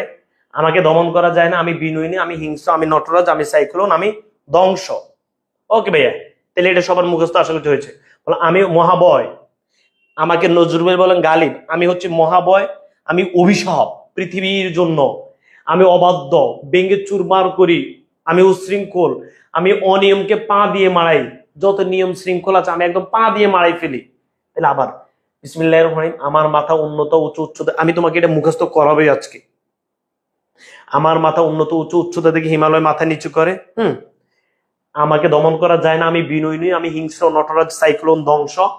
আমি মহাবয়, আমি অভিশাপ পৃথিবীর জন্য, আমি অবাধ্য, আমি ব্যঙ্গে চুরমার করি, উশৃঙ্খল, অনিয়ম, পা দিয়ে মারাই, নিয়ম শৃঙ্খল, আমি আইন মানি না, আমি বড়া নৌকা ভরাডুবি করি, আমি ভীম। এই ভীম আমাদেরকে মুখস্থ করতে হবে। ভীম। আচ্ছা, আমি জটাধারী শিবের মতো, এলোমেলো চুলের মতো, বৈশাখীর ঝড়, আমি বিশ্বমাতার অরুরজাত বিদ্রোহী সন্তান। আবার বলো, আমি আইন মানি না, আমি বড়া নৌকাকে ভরাডুবি করি, আমি ভীম, বাসমান মাইন, আমি জটাধারী শিবের মতো, এলোমেলো চুলের মতো, বৈশাখীর ঝড়, আমি বিশ্বমাতার ওরস জাত বিদ্রোহী সন্তান। ওকে, আমি সৃষ্টি, আমি ধ্বংস, আমি লোকালয়, আমি শ্মশান। এই কথাগুলো কে বলছেন? নজরুল ভাই আমাকে বলছেন। বলো, আমি সৃষ্টি, আমি ধ্বংস, আমি সৃষ্টি, আমি ধ্বংস, আমি লোকালয়, আমি শ্মশান, আমি রাত শেষ করা সূর্যের মতো, ইন্দ্রাণীর ছেলে জয়ন্তের মতো, হাতে চাঁদ কপালে সূর্য, আমি প্রেমের বাসী, যুদ্ধের বাসী, আমি বেদুইন, আমি চেঙ্গিস, আমি বজ্রের মতো, শিবের যুদ্ধের বাসী, ইসরাফিলের শব্দধ্বনি। এটা 5 বার বলবো। যার প্রয়োজন সে ক্লাস করবে, যার প্রয়োজনে সে করবে না। আমি চ্যালেঞ্জ নিলাম, আমি বিদ্রোহী আজকে তোমাকে মুখস্থ করাবো। ক্লাস শেষে তুমি আমাকে কমেন্ট করবে তুমি বিদ্রোহী সেরাটার মতো করে বুঝছো কিনা। বিসমিল্লাহ পড়ে আমার সাথে বলো। নজরুল ভাই, চিনো তুমি নজরুল ভাইকে? আমার এলাকার বড় ভাই নজরুল ভাই আমাকে বলে, গালিব শুনো, আমি আমার মাথা উন্নত উঁচু, উচ্চতা দেখে হিমালয় মাথা নিচু করে, আমাকে দমন করা যায় না, আমি বিনয়ী নই, আমি হিংস্র, আমি নটরাজ, আমি সাইক্লোন, আমি ধ্বংস। নজরুল ভাই এরকম বলে, বুঝছো? আমি মহাভয় অভিশাপ, আমি পৃথিবীর জন্য হচ্ছে অভিশাপ, আমি অবাধ্য, আমি ভেঙে চুরমার করে আমি উচ্ছৃঙ্খল, যত অনিয়ম আছে এগুলোকে আমি লাত্তি মারি। ওকে, আমি আইন মানি না, আমি বড়াডোকা বড়াডুবি করে, আমি ভীম, আমি জটাধারী শিবের মতো, এলোমেলো চুলের মতো বৈশাখীর জ্বর, আমি বিশ্বমাতার ওরস জাত বিদ্রোহী সন্তান, আমি সৃষ্টি, আমি ধ্বংস, আমি লোকালয়, আমি শ্মশান, আমি রাত শেষ করা সূর্যের মতো, ইন্দ্রাণীর ছেলে জয়ন্তের মতো, হাতে চাঁদ কপালে সূর্য, আমি প্রেমের বাসী, যুদ্ধের বাসী, আমি বেদুইন, আমি চেঙ্গিস, আমি বজ্রের মতো, আমি শিবের যুদ্ধের বাসী, ইসরাফিলের শব্দধ্বনি। চলো এবার সবাই কবিতা ধরো। আগে আমার এটা পড়বা, পরে কবিতা পড়বা, দেখবা যে ইনশাল্লাহ তোমার মুখস্থ। এই কতটুকু মুখস্থ আমরা প্রথম অর্ধেক ক্লাস করব, তারপর অর্ধেক। বলো, আমি বলো বীর, বলো উন্নত মমশির, বলো বীর। আমার নজরুল ভাই নিজেকে কি হিসাবে কল্পনা করেছেন বা কি হিসাবে বলেছেন? নিজেকে বীর হিসাবে বলেছেন। বলো উন্নত মম, মম মানে আমার, উন্নত মমশির আমার মাথা, শির নেহারি, নেহারি মানে দেখে, আমার মাথা দেখে, নতশির মানে মাথা নামে ফেলে, ওই শিখর হিমাদ্রির, শিখর মানে চূড়া, হিমাদ্রি মানে হিমালয়, হিমালয়ের চূড়া, শিখর, শিখর মানে হচ্ছে চূড়া, হিমাদ্রি মানে হিমালয়, হিমালয়। আমি তোমাকে একটু আগে বলছি এটা, আমি তোমাকে বলছি যে আমার মাথা উন্নত উঁচু, উচ্চতা থেকে হিমালয় মাথা নিচু করে ফেলে। আমি যে তোমাকে আমার মতো করে যে কবিতা বানাইছি, আর নজরুল ভাই কবিতা বানাইছে, আমি তো অদক্ষ, অযোগ্য। আমি কি বেশি জানি? না, আমি অযোগ্য। এই কারণে আমার কবিতার স্টাইল হচ্ছে সিম্পল, নজরুল ভাই যোগ্য। এখানে নজরুল ভাইয়ের কবিতা হচ্ছে অনেক বেশি মানে গর্জিয়াস। তাইলে আমি বলছি আমার মাথা উন্নত উঁচু, উচ্চতা থেকে হিমালয় মাথা নিচু করে। নজরুল ভাই বলছে বলবীর, বলো উন্নত মমশির, শির নেহারি আমারই নত শির, ওই শিখর হিমাদ্রির। কিন্তু এখন নজরুল ভাই যেটা বলছে সেটা তো পরীক্ষায় আসবে, সেটার অর্থ বুঝতে হবে। নজরুল ভাই নিজেকে বীর হিসেবে কল্পনা করেছেন, বলেছেন বলো উন্নত মম মানে আমার, আমার শির উন্নত মানে আমার মাথা উন্নত, আমার মাথা দেখে, নেহারি মানে দেখে, আমারই মাথা দেখে, নত শির, শির নত করে ফেলছে, ওই শিখর হিমালয়ের চূড়া মাথা নিচু করে ফেলছে। মুখস্থ দেখো তো, মুখস্থ সবাই একটু ভাইয়ের সাথে বলো, মুখস্থ একদম সহজ ভাইয়া বুঝছি। বলো বীর, বলো উন্নত মমশির, শির নেহারি দেখে আমারই নতশির, ওই শিখর হিমাদ্রির। ওকে, মুখস্থ। আচ্ছা, আলহামদুলিল্লাহ। আমি চির দুর্দম, আমি দুর্বিনীত, আমি নিঃশংস, মহাপ্লয়ের আমি নটরাজ, আমি সাইক্লোন, আমি ধ্বংস, আমি মহাবয়, আমি অভিশাপ পৃথ্বীর। প্রিয় শিক্ষার্থী বন্ধুরা, আমি চির দুর্দম মানে দমন করা যায় না, দুর্বিনীত মানে বিনয়ী নয়, নিঃশংস মানে হিংস্র। তাহলে বলো চির দুর্দম, দুর্বিনীত, বলো দমন করা, চির দুর্দম মানে দমন করা যায় না, দমন করা যায় না, দুর্বিনীত মানে আমি বিনয়ী নই।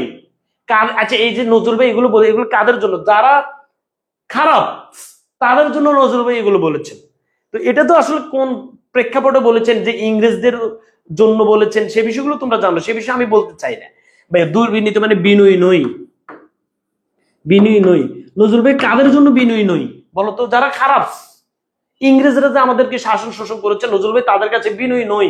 আমি নিঃশংস মানে হিংস্র, হিংস্র। তোমাদের পরীক্ষাতে যদি আসে যে নজরুল ভাই যে বলেছেন তিনি চির দুর্দম মানে দমন করা যায় না, দুর্বিনীত মানে নজরুল ভাই বিনয়ী নয়, নিঃশংস মানে নজরুল ভাই হচ্ছে হিংস্র হয়। মহাপ্রলয়ের আমি নটরাজ, এই নটরাজ মহাপ্রলয়ের সময়, মহাপ্রলয় নটরাজ, নটরাজ মহাপ্রলয় হয়েছে, মহাপ্রলয়ের সময় তাণ্ডব চালাইছে। বলো নটরাজ মহাপ্রলয়ের সময় তাণ্ডব চালাইছে। তোমার তো মুখস্থ হয় না, এবার আমার সাথে বলো নটরাজ মহাপ্রলয় সময় তাণ্ডব চালাইছে। এখন তোমার প্রশ্ন হচ্ছে ভাইয়া নটরাজকে, নটরাজ হচ্ছে মহাদেব শিব, নটরাজকে বলো মহাদেব শিব, শিব বলো মহাদেব, নটরাজ হচ্ছে মহাদেব শিব। সে কি করছে বলতো, গজাসুর এবং কালাসুরকে ধ্বংস করে দিয়েছে, ধ্বংস করে পৃথিবীতে শান্তি ফিরে এনেছে। এই কারণে নজরুল ভাই নিজেকে কার সাথে তুলনা করেছেন, নটরাজের সাথে। বলো নজরুল সমান, মনে রাখবে কিভাবে, বলো নজরুল সমান নটরাজ, নটরাজ বলো নজরুল নটরাজ, নজরুল সমান নটরাজ। এবার নটরাজকে, নটরাজ মহাপ্রলয়ের সময় তাণ্ডব চালাইছে, তাণ্ডব ছবি আছে না, মহাপ্রলয়ের সময় তাণ্ডব চালাইছে। এবার নটরাজকে, নটরাজ মহাদেব শিব, সে কি করছে, গজাসুর এবং কালাসুরকে ধ্বংস করে শান্তি এনেছে। বলো গজাসুর, গজাসুর এবং কালাসুর এই দুইজনকে ধ্বংস করে পৃথিবীতে শান্তি নিয়ে আসছে। ওকে, আমি সাইক্লোন, সাইক্লোন কখনো দেখছো না, আমি ধ্বংস, নজরুল বলছেন আমি ধ্বংস। আমি মহাভয়, নজরুল বলছেন আমি মহাভয়, শুধু ভয় না মহাভয়। আমি অভিশাপ, পৃথিবীর, পৃথিবীর মানে পৃথিবী, এই পৃথিবী হচ্ছে পৃথিবীর প্রথম রাজা। ঠিক আছে, সবার মুখস্থ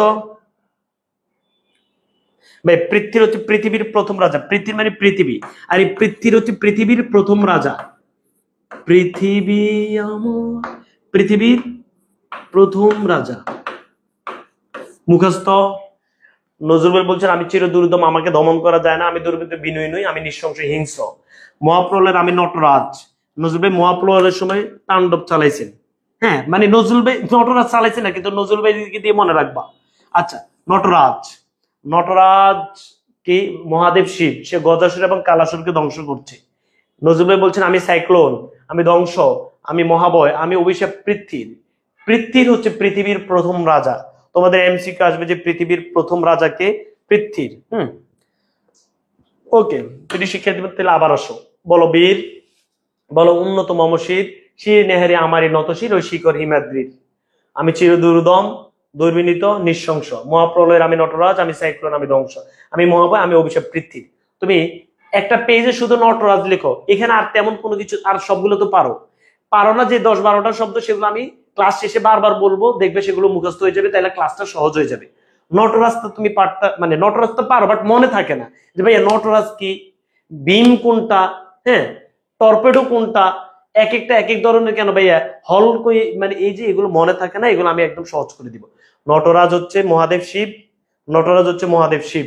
ওকে, আমি দুর্বার, আমি ব্যঙ্গি করি সব চুরমার, দুর্বার মানে আমি অবাধ্য, বলো দুর্বার মানে আমি, বলো আমি দুর্বার মানে অবাধ্য, আমি দুর্বার মানে আমি অবাধ্য, আমি দুর্বার মানে আমি অবাধ্য, আমি ব্যঙ্গি করি সব চুরমার, আমি অনিয়ম উশৃঙ্খল।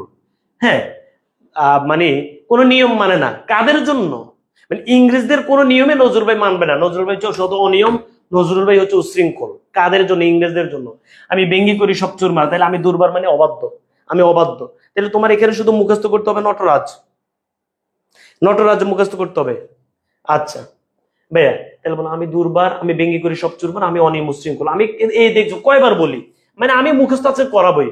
বলো বীর, বলো উন্নত মমশির, শির নেহারি আমারই নতশির, ওই শিখর হিমাদ্রির। আমি চির দুর্দম, দুর্বিনীত, নৃশংস, মহাপ্রলয়ের আমি নটরাজ, আমি সাইক্লোন, আমি ধ্বংস, আমি মহাভয়, আমি অভিশাপ পৃথিবীর। আমি দুর্বার, আমি ব্যঙ্গি করি সব চুরমার, আমি অনিয়ম উশৃঙ্খল। আমি দলে যাই যত বন্ধন, যত নিয়ম কানুন শৃঙ্খল। দলে যাই মানে পা দিয়ে মারাই। বলো ভাইয়া, আমি দলে যাই মানে পা দিয়ে মারাই, দলে যাই মানে পা দিয়ে, পা দিয়ে মারাই যত নিয়ম কানুন শৃঙ্খল। আমি মানি না কোনো আইন, আমি বরাতরি বরাডুবি করি, আমি টর্পেডো বিম মাইন। বলো আমি বরাতরি বরাডুবি মানে একদম পরিপূর্ণভাবে বরাতরি, সেটাকে আমি ডুবাই দিতে পারি। আমি টর্পেডো, আমি বিম, আমি মাইন। এখন এই টর্পেডো বিম মাইন আমরা মুখস্থ করব কিভাবে, সেটি খাতার যে কোনো একটা জায়গায় দিয়ে টর্পেডো বিম মাইন এই 4টা শব্দ লিখে ফেলো। তাহলে প্রথম তুমি লিখছো নটরাজ, এখন লিখবা টর্পেডো বিম মাইন, টর্পেডো বিম মাইন। টর্পেডো হচ্ছে মনে করো ডুবো জাহাজ থেকে নিক্ষেপ করে জাহাজ উড়িয়ে দেয়, মানে ডুবো জাহাজ আছে না, ডুবো জাহাজ থেকে নিক্ষেপ করে অন্য জাহাজ উড়িয়ে দেওয়ার জন্য যেটি, সেটি হচ্ছে টর্পেডো, একটা বিস্ফোরক। এটা হচ্ছে ল্যাটিন শব্দ, ল্যাটিন শব্দ, ল্যাটিন শব্দ। সব একটু লিখে ফেলবে টর্পেডো কি। বলো ডুবো জাহাজ থেকে অন্য জাহাজকে ধ্বংস করার জন্য যে বোমা, ধরে নাও বোমা শেষ, বলো টর্পেডো হচ্ছে বোমা। ডুবোজাহাজ থেকে অন্য জাহাজকে ধ্বংস করার বোমা। আজকে পরীক্ষার আগের রাত, আজকে সহজ ভাষায় দিব। ওকে, বলো। আচ্ছা, এরপর হচ্ছে ভাইয়া টর্পেডোর পর হচ্ছে, আচ্ছা এই মাইন হচ্ছে কি? সমুদ্রের উপরে বাষ্পমান বোমা। বলো তাহলে টর্পেডো হচ্ছে ডুবোজাহাজ থেকে অন্য জাহাজকে ধ্বংস করার বোমা। মাইন হচ্ছে কি? সমুদ্রের উপরে ভাসমান বোমা। বিম হচ্ছে ভাইয়া, এখন আমরা বিমটা বুঝবো। এই বিম শব্দ অর্থ কিন্তু ভাই ভীষণ, বুঝছো? বাট বিম, পঞ্চ পাণ্ডবদের একজন ছিল ভীম। বলো কি বলছি, সবাই এটা লিখে বলো। ভীম হচ্ছে পঞ্চ পাণ্ডবদের একজন ছিল ভীম। তাহলে আবার বলো, টর্পেডো ডুবোজাহাজ থেকে অন্য জাহাজকে ধ্বংস করার বোমা। মাইন সমুদ্রের উপরে ভাসমান বোমা। এরপর হচ্ছে ভীম হচ্ছে ভীষণ। পঞ্চ পাণ্ডবদের একজন হলো ভীম।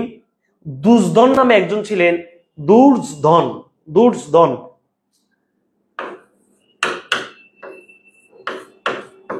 এই দুর্ধন নামে একজন ছিলেন। এই দুর্ধন তাকে বিষ খাইয়ে নদীতে ফেলে দেয়, বুঝছো? দুর্ধন নামে একজন ছিলেন, তিনি এই ভীমকে বিষ খাইয়ে নদীতে ফেলে দিয়েছেন।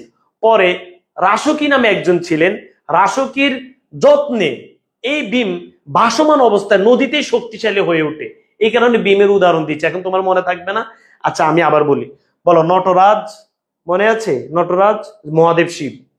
টর্পেডো ডুবোজাহাজ থেকে অন্য জাহাজকে ধ্বংস করার বোমা।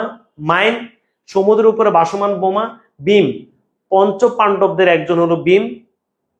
দুর্ধন তাকে বিষ খাবাই নদীতে ফেলে দিয়েছেন। পরে নাগরাজ রাশকি নামে একজন ছিলেন, রাশকি তাকে নদী থেকে উঠাইছেন।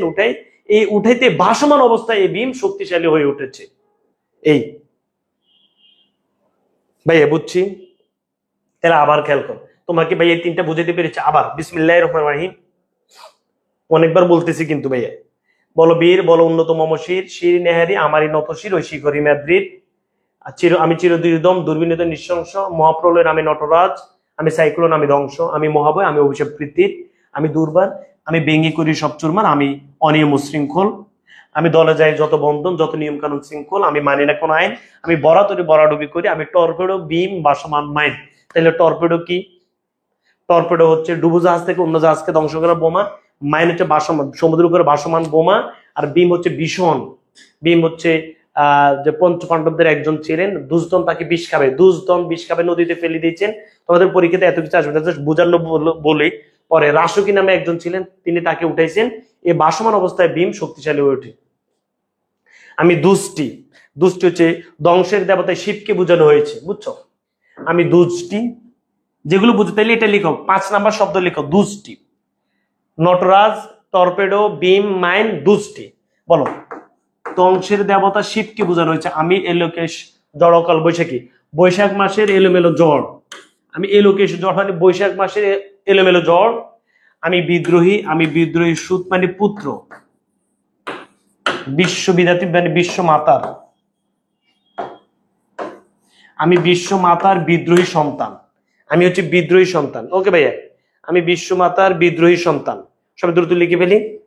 বলো বীর, চিরোন্নত মমশির। তাহলে এখন তুমি লেখো, আমি বিদ্রোহী সুদ বিশ্ববিদ্যার্থী। আমি কিন্তু ব্যাখ্যা বলতেছি না, বুঝছো ভাইয়া? বলো, আমি বিসমিল্লাহির রহমানির রহিম। আমি দুষ্টি হচ্ছে মহাদেব শিবকে বোঝানো হয়েছে। দুষ্টি কাকে বোঝানো হয়েছে ভাইয়া? দ্রুত, দুষ্টি কাকে বোঝানো? মহাদেব শিবকে বোঝানো হয়েছে। হ্যাঁ, মহাদেব শিবকে বোঝানো হয়েছে। তাহলে নজরুল ইসলাম বলতে চাচ্ছে আমি জটাধারী শিবের মতো। এই দুষ্টি জটাধারী শিবের মতো, এলোমেলো চুলের মতো, অকাল বৈশাখী ঝড়।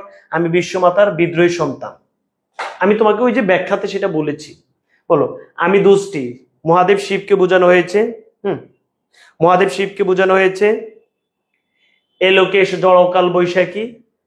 ভাইয়া আল্লাহর রহমতে মুখস্থ হচ্ছে? আল্লাহর রহমতে বলো বিসমিল্লাহির রহমানির রহিম। আমি দুষ্টি মহাদেব শিবকে, তোমাদের পরীক্ষাতে আসবে যে দুষ্টি কাকে বোঝানো হচ্ছে? ধ্বংসের দেবতা শিবকে বোঝানো হয়েছে। বলো, দুষ্টি ধ্বংসের দেবতা শিবকে বোঝানো হয়েছে। দুষ্টি ধ্বংসের দেবতা শিবকে বোঝানো হয়েছে। দুষ্টি ধ্বংসের দেবতা শিবকে বোঝানো হয়েছে। ওকে ভাইয়া? আচ্ছা, আমি এলোকেশ ঝড়, অকাল বৈশাখী। আমি বৈশাখ মাসের একদম যে অকাল বৈশাখ মানে বৈশাখ মাসের অকালে অসময়ে যে ঝড় আসে এবং সেই ঝড় যে সব ধ্বংস করে দেয়, আমি সেটি সব এলোমেলো করে দেয়, আমি হচ্ছে সেটি। আমি বিদ্রোহী সুত মানে পুত্র, বিশ্ববিদ্যার্থী মানে আমি বিশ্বমাতার বিদ্রোহী সন্তান, আমি বিশ্বমাতার বিদ্রোহী সন্তান, আমি বিশ্বমাতার বিদ্রোহী সন্তান, বলবীর চির উন্নত মমশির। বোঝা গেছে? আমি সৃষ্টি, একদম সহজ কথা, কেন এটা বুঝো না? কবি নজরুল বলতেছেন আমি সৃষ্টি মানে আমি সৃষ্টি করতে পারি, আমি ধ্বংস মানে আমি ধ্বংস করতে পারি, আমি লোকালয় মানে আমি অনেক মানুষকে একসাথ করতে পারি, আমি শ্মশান আবার এই অনেক মানুষকে একসাথ হওয়ার পর আমি সেটাকে শ্মশান মানে কবরস্থানে পরিণত করতে পারি। বুঝাইতে পেরেছি? হুম, মানে শুধু সেখানে থাকবে লাশ আর লাশ। কেন শ্মশান বলেছে? শুধু সেখানে থাকবে লাশ আর লাশ। আমি অবসান, আমি নিশান অবসান। তোমাদের পরীক্ষাতে আসবে নিশান অবসান কি? নিশান, নিশা মানে রাত, রাতকে শেষ করে দেয় কে বলতো? সূর্য। নিশা অবসান মানে নিশান অবসান, নিশা মানে রাত, রাতকে শেষ করে দেয় কে? সূর্য। এই কারণে নজরুল বলছেন আমি হচ্ছে নিশান অবসান মানে আমি হচ্ছে সূর্য, আমি অবসান, আমি অবসান মানে হচ্ছে অসত্য সুন্দরকে আমি শেষ করে দিই। বলো অসত্য, অসত্য এবং হচ্ছে তোমার অসুন্দর যেগুলো আছে সেগুলোকে আমি শেষ করে দিই। শেষ। যে বুঝো না তার কি করা যায় বলতো? যে নজরুল দাদা বলেছেন আমি সৃষ্টি মানে আমি সকল কিছু সৃষ্টি করতে পারি, আমি ধ্বংস মানে আমি সকল কিছু ধ্বংস করতে পারি, আমি লোকালয় মানে হচ্ছে আমি কি করতে পারি বলতো? আমি অনেক মানুষকে একসাথ করতে পারি, আমি শ্মশান আবার অনেক বড় লাশের মিছিল আমি করতে পারি, লাশ সবাইকে লাশ বানাইতে পারি, আমি অবসান অসত্য অসুন্দরকে আমি শেষ করে দিতে পারি, নিশান অবসান মানে আমি রাত শেষ করা সূর্যের মতো।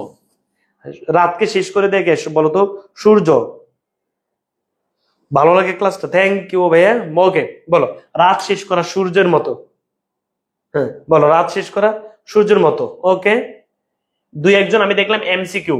পড়ো প্ল্যাটফর্মে বুংবাং এমসিকিউর ক্লাস হবে না, পড়ো প্ল্যাটফর্মে হবে 100% পড়াটা বুঝাবে। কেন ভাইয়া? রাগ করো না। আচ্ছা, এবার এবার ইন্দ্রাণীটা আমরা বুঝতে হবে। বিসমিল্লাহির রহমানির রহিম। আমি ইন্দ্রাণী সুত, ইন্দ্রাণী সুত, ইন্দ্রাণীকে বলো। ইন্দ্রাণী হচ্ছে ইন্দ্রজিতের স্ত্রী, আমি হচ্ছে ইন্দ্রাণীর পুত্র। তোমাদের তো এখন এত ব্যাখ্যা বিশ্লেষণ আসবে না, তারপর আমি বলি। বল ইন্দ্রাণী সুত মানে আমি হচ্ছে ইন্দ্রাণীর পুত্র, যার হাতে হাতে ছিল চাঁদ, কপালে ছিল বালে, বালে মানে কপালে, কপালে, কপালে। ইন্দ্রাণী সুত মানে হচ্ছে ইন্দ্রজিতের স্ত্রী। ইন্দ্রাণীকে সবাই লিখে ফেলে, ইন্দ্রজিতের স্ত্রী। হম, এই ইন্দ্রজিতের স্ত্রী রাবণের সময় বিক্রমের সাথে যুদ্ধ করে। ইন্দ্রাণীর সুত মানে মনে করি ইন্দ্রাণীর পুত্র। এখন ইন্দ্রাণী কি? ইন্দ্রজিতের স্ত্রী। ইন্দ্রজিতের স্ত্রী হচ্ছে ইন্দ্রাণী। এই যে ছেলেটা রাবণের সময়, রাবণের সময় বিক্রমের সাথে যুদ্ধ করে জয় নিয়ে আসে, বিক্রমের সাথে যুদ্ধ করে। সবাই লিখে ফেলি যে আমি ইন্দ্রাণী সুত, হাতে চাঁদ, ভালে সূর্য। ইন্দ্রাণীকে, ইন্দ্রাণী হচ্ছে ইন্দ্রজিতের স্ত্রী। ইন্দ্রাণীকে ইন্দ্রজিতের স্ত্রী, ইন্দ্রাণীকে ইন্দ্রজিতের স্ত্রী। আমার হাতে হচ্ছে চাঁদ, কপাল হচ্ছে সূর্য, মম এক হাতে বাঁকা বাঁশের বাঁশরি আর রণতুর্য। বলো এক হাতে বাঁকা বাঁশের বাঁশরি, এক হাতে বাঁকা বাঁশের বাঁশরি মানে হচ্ছে প্রেমের বাঁশি। মানে নজরুল বলতে চাচ্ছেন আমি প্রেমের বাঁশিও বাজাইতে পারি, আবার যুদ্ধের বাঁশিও বাজাইতে পারি। মম আমার এক হাতে বাঁকা প্রেমের বাঁশি, প্রেমের বাঁশি। আর রণতুর্য মানে আমার আরেক হাতে হচ্ছে রণ, যুদ্ধের বাঁশি। তুর্য মানে হচ্ছে প্রাচীন রণবাদ্য। হ্যাঁ, রণতুর্য মানে হচ্ছে যুদ্ধের বাঁশি, যুদ্ধের বাঁশি। প্রিয় শিক্ষার্থী বন্ধুরা, এই যে তুর্য মানে হচ্ছে রণবাদ্য, রণবাদ্য মানে যুদ্ধের বাঁশি। প্রিয় শিক্ষার্থী বন্ধুরা, নজরুল দাদা বলতে চাচ্ছেন, নজরুল দাদা বলতে চাচ্ছেন নজরুল দাদা বলতে চাচ্ছেন আমি ইন্দ্রাণীর সুত, হাতে চাঁদ, কপালে সুত মানে ইন্দ্রজিতের স্ত্রী। ইন্দ্রাণীকে, ইন্দ্রজিতের স্ত্রী হচ্ছে ইন্দ্রাণী, ইন্দ্রজিতের স্ত্রী হচ্ছে ইন্দ্রাণী। এই যে ইন্দ্রাণীর পুত্র, সে রাবণের সময় বিক্রমের সাথে যুদ্ধ করে। বলো রাবণের সময় বিক্রমের সাথে যুদ্ধ করে, যার হাতে ছিল চাঁদ, কপালে ছিল সূর্য। আমার এক হাতে, নজরুল বলতে চাচ্ছেন আমি প্রেমের বাঁশিও বাজাইতে পারি, আমি যুদ্ধের বাঁশিও বাজাইতে পারি, আমি প্রেমের বাঁশি বাজাইতে পারি, আমি যুদ্ধের বাঁশিও বাজাইতে পারি। ওকে, আচ্ছা প্রিয় শিক্ষার্থী বন্ধুরা, আমি বেদুইন। নজরুল দাদা এবার বলছেন আমি হচ্ছে বেদুইন, বেদুইন মানে হচ্ছে যাযাবর, আমি চেঙ্গিস মঙ্গোলীয় যোদ্ধা। বলো বেদুইন মানে হচ্ছে যাযাবর, আর চেঙ্গিস মানে হচ্ছে মঙ্গোলীয় যোদ্ধা, মঙ্গোলীয় যোদ্ধা, মঙ্গোলীয় যোদ্ধা। এটা হচ্ছে নজরুল দাদা তাকে সবার সাথে মিলিয়েছেন, যারা বিশ্বের মধ্যে নজরুল দাদার আগে অনেক বেশি সফলতা পেয়েছেন, নজরুল দাদা তাদের সাথে নিজেকে তুলনা করছেন। নজরুল দাদা বলতে চাচ্ছেন আমি হচ্ছে বেদুইন মানে আরবের যাযাবর, আমি হচ্ছে চেঙ্গিস, চেঙ্গিস মঙ্গোলীয় যোদ্ধা, তাণ্ডব চালিয়েছেন। আমরা সেগুলো ব্যাখ্যা দিচ্ছি না, আসবে না, শুধু আসবে চেঙ্গিস মঙ্গোলীয় যোদ্ধা। আমি আপনারে ছাড়া করি না কাহারে কুন্ডিস, মানে আমি নিজের কাছে ছাড়া অন্য কারো কাছে মাথা নোয়াই না। আমি আপনাকে মানে নিজেকে ছাড়া অন্য কারো কাছে মাথা নোয়াই না।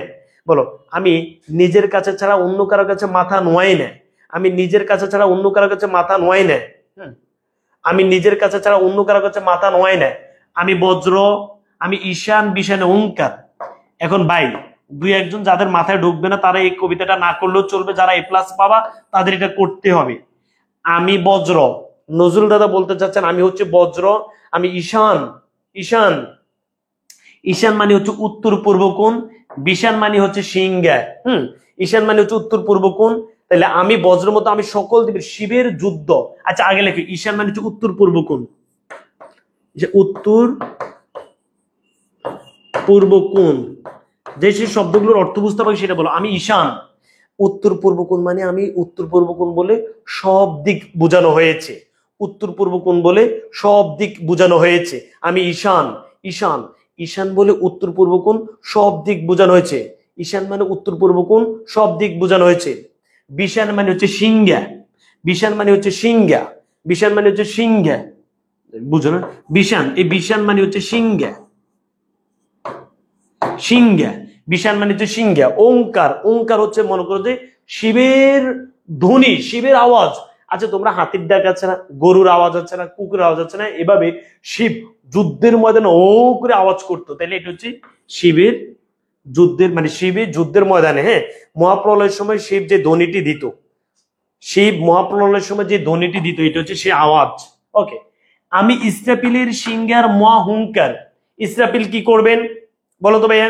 ইসরাফিল কিয়ামত, এই যে ইসরাফিল যখন সিংহায় আওয়াজ করবেন তখন কিয়ামত সংগঠিত হবে। তো নজরুল বলতে চাচ্ছেন আমি হচ্ছে সেরকম যে ইসরাফিলের সিংহার মধ্যে মানে ইসরাফিলের সিংহার মতো, আমি হচ্ছে ইসরাফিলের সিংহার মতো, যে ইসরাফিলের সিংহার আওয়াজ করার সাথে সাথে কিয়ামত হয়ে যাবে, আমি হচ্ছে সেটি। এবার প্রিয় শিক্ষার্থী বন্ধুরা,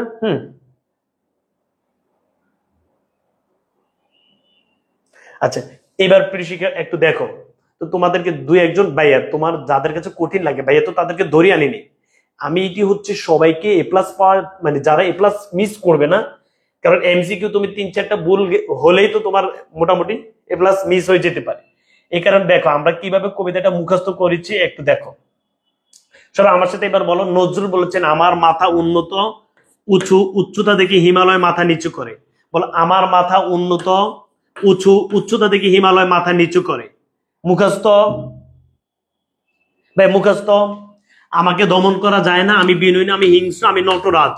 নটরাজ কাকে বলা হয়েছে? মহাদেব শিবকে, যে গজাসুর এবং কালাসুরকে ধ্বংস করে পৃথিবীতে শান্তি এনেছেন। আমি সাইক্লোন, আমি ধ্বংস। তো তোমার এগুলো মুখস্থ হবে না?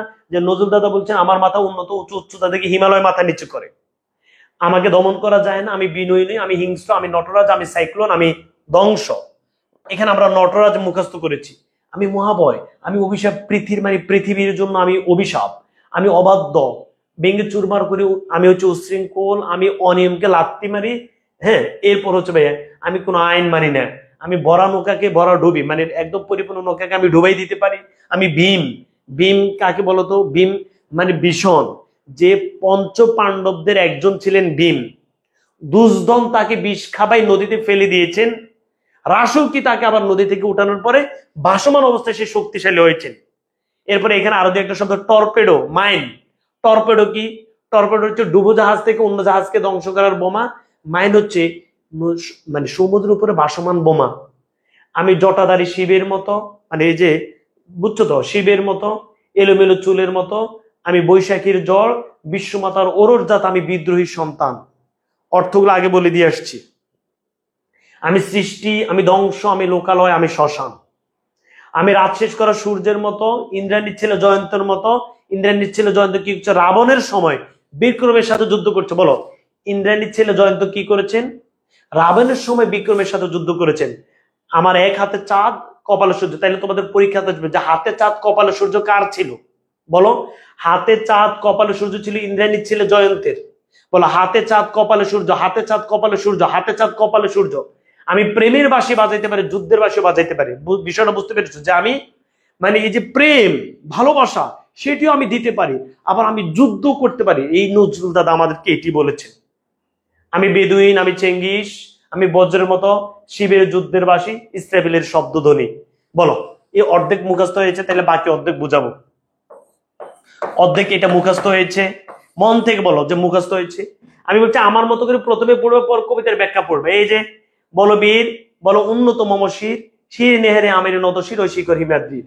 আমি চির দুর্দম দুর্বিনীত নিঃশংস, মহাপ্রলয়ে আমি নটরাজ, আমি সাইক্লোন, আমি ধ্বংস। আমি মহাবয়, আমি অভিশাপ পৃথ্বী। আমি দুর্বার, আমি ব্যঙ্গে করি সব চুরমার, আমি অনিয়ম উশৃঙ্খল। আমি দলে যাই যত বন্ধন, যত নিয়ম কানুন শৃঙ্খল।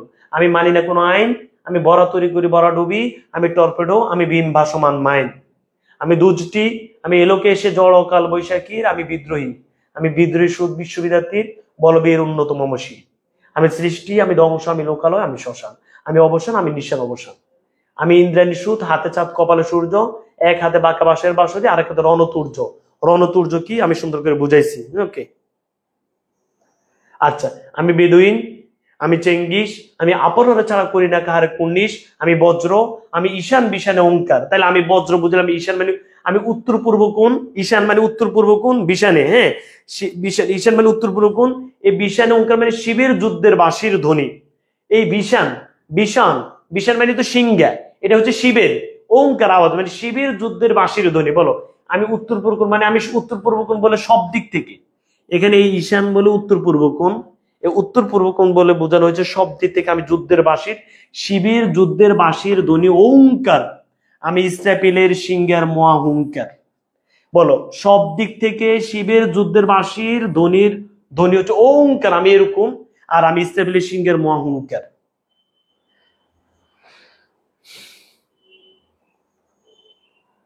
ভাইয়া আল্লাহর রহমতে পারবা? এই যে চমৎকার, অনেকে কমেন্টস করছে ভাইয়া দ্রুত, যাক বুঝছো। এবার পরবর্তী অংশটি ধরো, পরবর্তী অংশ ধরো।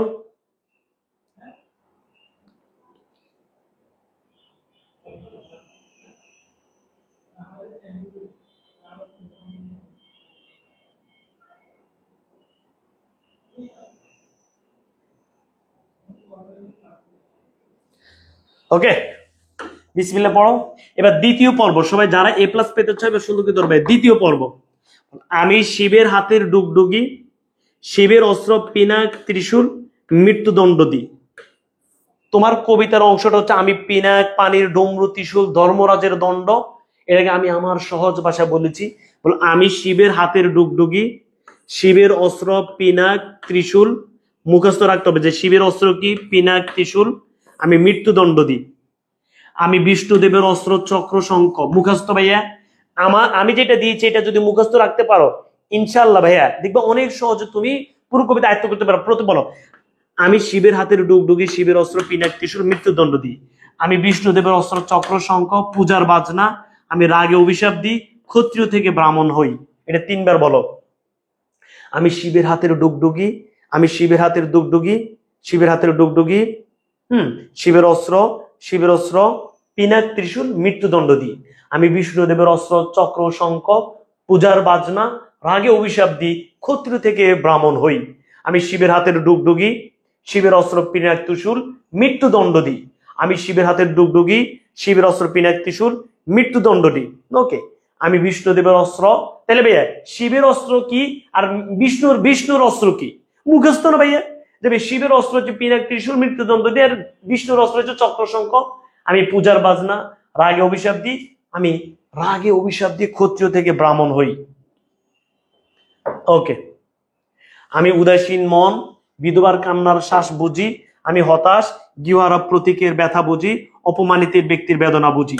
যে যাই করবে আমি যেটা দিচ্ছি ভাইয়া সেটা অবশ্যই অবশ্যই অবশ্যই অবশ্যই ভাইয়া, এটা আগে পড়বা। আমি উদাসীন মন, বিধবার কান্নার শ্বাস বুঝি, আমি হতাশ, গৃহহারা প্রতীকের ব্যথা বুঝি, অপমানিত ব্যক্তির বেদনা বুঝি, আমি উত্তর বায়ু, মলয় অনিল, উদাস পূর্বী হাওয়া, আমি বাউল গায়ক। ওকে, আর 2 লাইন ভাইয়া। বলো, আমি উদাসীন মন, বিধবার কান্নার শ্বাস বুঝি, আমি হতাশ, গৃহহারা প্রতীকের ব্যথা বুঝি, অপমানিত ব্যক্তির বেদনা বুঝি। নজরুল দাদা আমাকে বলেছেন, আমি উদাসীন মন, বিধবার কান্নার শ্বাস বুঝি, আমি হতাশ, গৃহহারা প্রতীকের ব্যথা বুঝি, অপমানিত ব্যক্তির বেদনা বুঝি, আমি উত্তর বায়ু, মলয় অনিল, উদাস পূর্বী হাওয়া, আমি বাউল গায়ক। আমি গ্রীষ্মের তৃষ্ণা, প্রখর রোদ, গ্রীষ্মের তৃষ্ণা বুঝো, মানে এগুলো তুমি সব মুখস্থ করলে, এই যে 2-1 মানে বলে যে এরা জীবনে বইটা ধরে নাই, এরপরও যে বুঝাইতেছি, তুমি খেল, গ্রীষ্মের তৃষ্ণা, প্রচন্ড রোদ, পানির পিপাসা পাক, কেমন লাগবে? নজরুল বলছে আমি তেমন, আমি মরুর বুকের ঝর্ণা, মরুর বুকে যদি ঝর্ণা আসে কেমন লাগে বলতো? আমি সবুজের ছায়া, আমি গ্রিক দেবতার বাঁশির সুর, মহাসমুদ্রকে আমি জাগিয়ে তুলি আবার গোমন্ত করি, আমি কৃষ্ণের হাতের বাঁশি, আমি খুব রাগী, বয়ে 7 নরক হাবিয়া দোজক নিবে যায়, আমি পরশুরামের কুঠার দিয়ে ক্ষত্রিয়দের নিধন করি, বলরামের লাঙ্গল দিয়ে শান্তি আনি। ওকে, আচ্ছা, তাইলে ভাই এই পর্যন্ত আমি 3বার বলে আমরা আমাদের কবিতার বিশ্লেষণে চলে যাব। বিসমিল্লাহির রহমানির রহিম। আমি শিবের হাতের ডুগডুগি, শিবের অস্ত্র প্রিয় তুষুন, আমি মৃত্যুদণ্ড দিই, আমি বিষ্ণুদেবের অস্ত্র চক্র শঙ্খ, পূজার বাজনা, রাগে অভিশাপ দিই, ক্ষত্রিয় থেকে ব্রাহ্মণ হই, আমি উদাসীন মন, বিধবার কান্নার শ্বাস বুঝি, আমি হতাশ, গৃহহারা প্রতীকের ব্যথা বুঝি, অপমানিত ব্যক্তির বেদনা বুঝি, আমি উত্তর বায়ু, মলয় অনিল, উদাস পূর্বী হাওয়া, আমি বাউল গায়ক, আমি গ্রীষ্মের তৃষ্ণা, প্রখর রোদ, মরুর বুকে ঝর্ণা, সবুজের ছায়া, আমি গ্রিক দেবতার বাঁশির সুর, মহাসমুদ্রকে জাগিয়ে তুলে ঘুমন্ত করি, আমি কৃষ্ণের হাতের বাঁশি, আমি খুব রাগী, বয়ে 7 নরক হাবিয়া দোজক নিবে যায়, আমি পরশুরামের কুঠার দিয়ে ক্ষত্রিয়দের নিধন করি, বলরামের লাঙ্গল দিয়ে শান্তি আনি। ওকে, চলো এবার কবিতা ধরো। এবার এই যে কবিতা, বলো, আমি পিনাক, বলো, আমি পিনাক, পানির ডমরু, ত্রিশূল, ধর্মরাজের দণ্ড, আমি চক্র, আমি মহাশঙ্খ, আমি প্রণবনাথ প্রচন্ড। এই সব কিছুর অর্থ তুমি বুঝবা। বলো, পিনাক, সবাই দ্রুত লিখে ফেলি। শিব, এই পিনাক হচ্ছে শিবের পৌরাণিক অস্ত্র, পানির মানে হাত, আর তাহলে শিব, শিবের পৌরাণিক অস্ত্র হচ্ছে পিনাক, শিবের, বলো, শিব, এটা হচ্ছে শিব, আর এটা হচ্ছে, বলতো, আমি একটু পরে দেখাচ্ছি। তাহলে এটা হচ্ছে শিব, শিব। আর এই যে ভাই পিনাক, পানির ডমরু, ত্রিশূল, ধর্মরাজ, এগুলো হচ্ছে শিবকে নিয়ে, আর এটা হচ্ছে বিষ্ণুকে নিয়ে, বিষ্ণুকে নিয়ে। তাহলে বলো, আমি শিবের হাতের, পানির মানে হচ্ছে হাত, আমি শিবের হাতের ডমরু, ডুগডুগি, ত্রিশূল, এটা হচ্ছে ত্রিশূল মানে 3টা বর্ষা, 3টা বর্ষা, ত্রিশূল 3টা বর্ষা, তাহলে এটা হচ্ছে যুদ্ধাস্ত্র, বুঝছো ভাইয়া? 3টা বর্ষাযুক্ত যুদ্ধাস্ত্র। আর ধর্মরাজ্যের দণ্ড, যেটা কি মৃত্যু এবং ন্যায় বিচারের হিন্দু দেবতা। এই যে ধর্মরাজ হিন্দুদের একজন দেবতা ছিলেন, যিনিও মৃত্যু এবং ন্যায় বিচারের দেবতা, মৃত্যু প্লাস ন্যায় বিচার। ওকে, তাহলে তোমার মুখস্থ হয়েছে কিনা দেখো। বলো, আমি শিবের হাতের ডুগডুগি, শিবের অস্ত্র ত্রিশূল, আমি হচ্ছি ধর্মরাজের দণ্ড, মানে আমি মৃত্যু দিতে পারি, ন্যায় বিচার করতে পারি, আমি বিষ্ণুদেবের অস্ত্র চক্র এবং শঙ্খ, বিষ্ণুদেবের অস্ত্র, ভাইয়া বারবার মুখস্থ ভাইয়া। বলো, আমি বিষ্ণুদেবের অস্ত্র, বিষ্ণুদেবের অস্ত্র চক্র এবং শঙ্খ। তো বিষ্ণুর 4টা অস্ত্র ছিল, বুঝছো? বিষ্ণুর 4টা, এই যে শঙ্খ, চক্র, গদ্য, পদ্য। বলো, শঙ্খ, চক্র, গদ্য, পদ্য, এই যে বিষ্ণুর 4টা অস্ত্র ছিল, তার মধ্যে চক্র হচ্ছে ধ্বংসের প্রতীক, আর শঙ্খ হচ্ছে মঙ্গলের প্রতীক। বিষ্ণুর 4টা অস্ত্র, বাট তোমাদের পরীক্ষাতে তো 4টা আসবে না। এই চক্র হচ্ছে বিষ্ণুর অস্ত্র, চক্র হচ্ছে ধ্বংসের প্রতীক, ধ্বংসের প্রতীক, আর ভাইয়া শঙ্খ মঙ্গলের প্রতীক।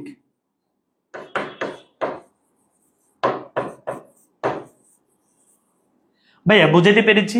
আমি প্রণবনাথ প্রচন্ড মানে হচ্ছে আমি পূজার বাজনা, পূজার বাজনা। ওকে, সবাই একটু লিখে ফেলি বিসমিল্লাহ পড়ে। ইনশাল্লাহ ভাইয়া ভালো করবা। এই যে আমি ক্লাস নেওয়ার পর তুমি 3 ঘন্টা পাওয়া, এই 3 ঘন্টায় এই কবিতা 2টা সহ আগের কবিতাগুলো রিভিশন দিবে। গত রাতের 5টা, এখন 2টা 7টা। ইনশাল্লাহ ভালো হবে। বিকেলে পড়াবো লাল সালু, লাল সালু সুন্দর করে সন্ধ্যার আগে রিভিশন দিয়ে দিবা। সন্ধ্যা পড়াবো হচ্ছে 3টা গদ্য, রাতের মধ্যে রিভিশন দিয়ে দিবে। ওকে, তাহলে বলো আমি পিনাক শিবের, ভাইয়া পিনাক হচ্ছে শিবের পৌরাণিক অস্ত্র। এই যে পিনাকটা কি? পিনাক হচ্ছে শিবের পৌরাণিক অস্ত্র। বলো আমি শিবের হাতের ডুগডুগি, ডুমরু মানে হচ্ছে ডুগডুগি, এই ত্রিশূল এটাও শিবের অস্ত্র। আমি ধর্মরাজের দণ্ড মানে একজন দেবতা যিনি মৃত্যু এবং ন্যায় বিচারের দেবতা। আমি বিষ্ণুর অস্ত্র চক্র এবং শঙ্খ, বিষ্ণুর চক্র দিয়ে হচ্ছে ধ্বংসের, আর শঙ্খ হচ্ছে মঙ্গলের। আমি প্রণবনাথ প্রচন্ড হচ্ছে পূজার বাজনা।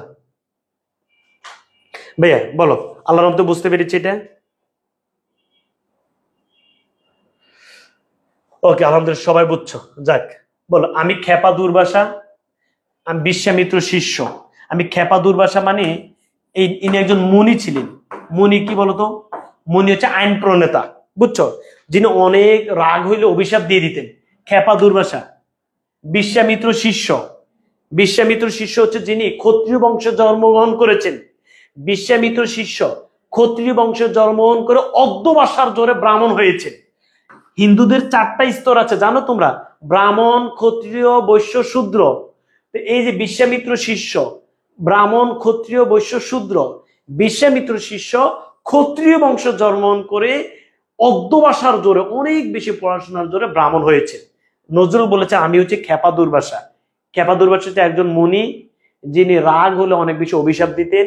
বিশ্বামিত্র শিষ্য হচ্ছেন ক্ষত্রিয় বংশ জন্মগ্রহণ করে অর্ধবাসার জোরে ব্রাহ্মণ হয়েছে। মুখস্থ ভাই, মুখস্থ। বিসমিল্লাহির রহমানির রহিম। বলো আমি খেপা দুর্বাসা, বিশ্বামিত্র শিষ্য। আমি খেপা দুর্বাসা, বিশ্বামিত্র শিষ্য। খেপা দুর্বাসা হচ্ছে মুনি, রাগ হলে অভিশাপ দিতেন।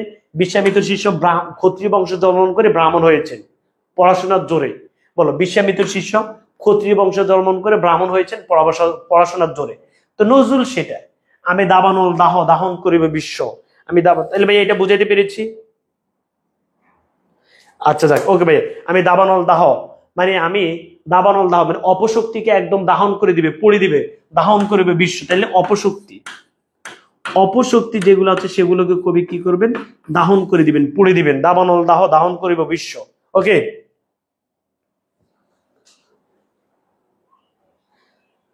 ভাই আল্লাহর তো বুঝছো? শঙ্খ কি বলেছি তো ভাইয়া? শঙ্খ হচ্ছে বিষ্ণু অস্ত্র। ওকে আলহামদুলিল্লাহ সবাই বুঝছো।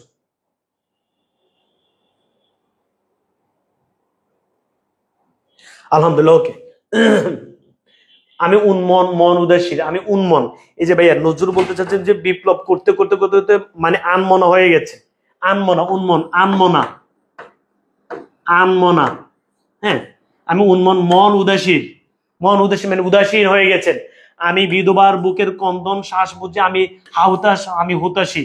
মানে নজরুল বলতে চাচ্ছেন আমি বিধবার যে কন্দন সেটাও আমি বুঝি, যারা হতাশ তাদের যে হতাশার বিষয়টা আমি বুঝি। ধরে নাও ইংরেজরা আমাদের কাউকে বিধবা করেছেন, নজরুল তাদের বিধবার কারণটাও বুঝেন। কেউ যদি হতাশ হয়ে থাকেন, নজরুল তাদের হতাশার কারণটাও বুঝেন। ওকে, বিসমিল্লাহির রহমানির রহিম। আমি বঞ্চিতের ব্যথা পথবাসী চির গৃহহারা যত প্রতীকের, মানে নজরুল বলতে চাচ্ছেন আমি যারা গৃহহারা। আমি কিন্তু অনেক ব্যাখ্যা বিশ্লেষণ করতাম, আজকে সেই সময়টি নেই। আমরা জাস্ট হচ্ছে যা আসবে সেটি আমরা বুঝাই দিচ্ছি। তাহলে যারা গৃহহারা প্রতীক আছেন, বঞ্চিত আছেন, নজরুল তাদের ব্যথা বুঝেন। আমি অবমানিতের মরম বেদনা, অবমানিত মানে অপমানিত যারা হয়েছে। দেখো অবমানিত মানে অপমানিত, অপমানিত যারা হয়েছেন নজরুল তাদের বিষয়গুলো বুঝেন। বিষ যারা প্রিয় লাঞ্ছিতের বুকে গতি ফের। নজরুল যারা অপমানিত হয়েছেন, নজরুল তাদের ব্যথা বুঝেন। ওকে আচ্ছা প্রিয় শিক্ষার্থী বন্ধুরা, এরপর হচ্ছে বলো আমি উত্তর বায়ু মলয় অনিল, এই আর 2টা জিনিস আছে, তারপর তেমন কিছু না। বলো উত্তর বায়ু মলয় অনিল উদাস পূরবী হাওয়া।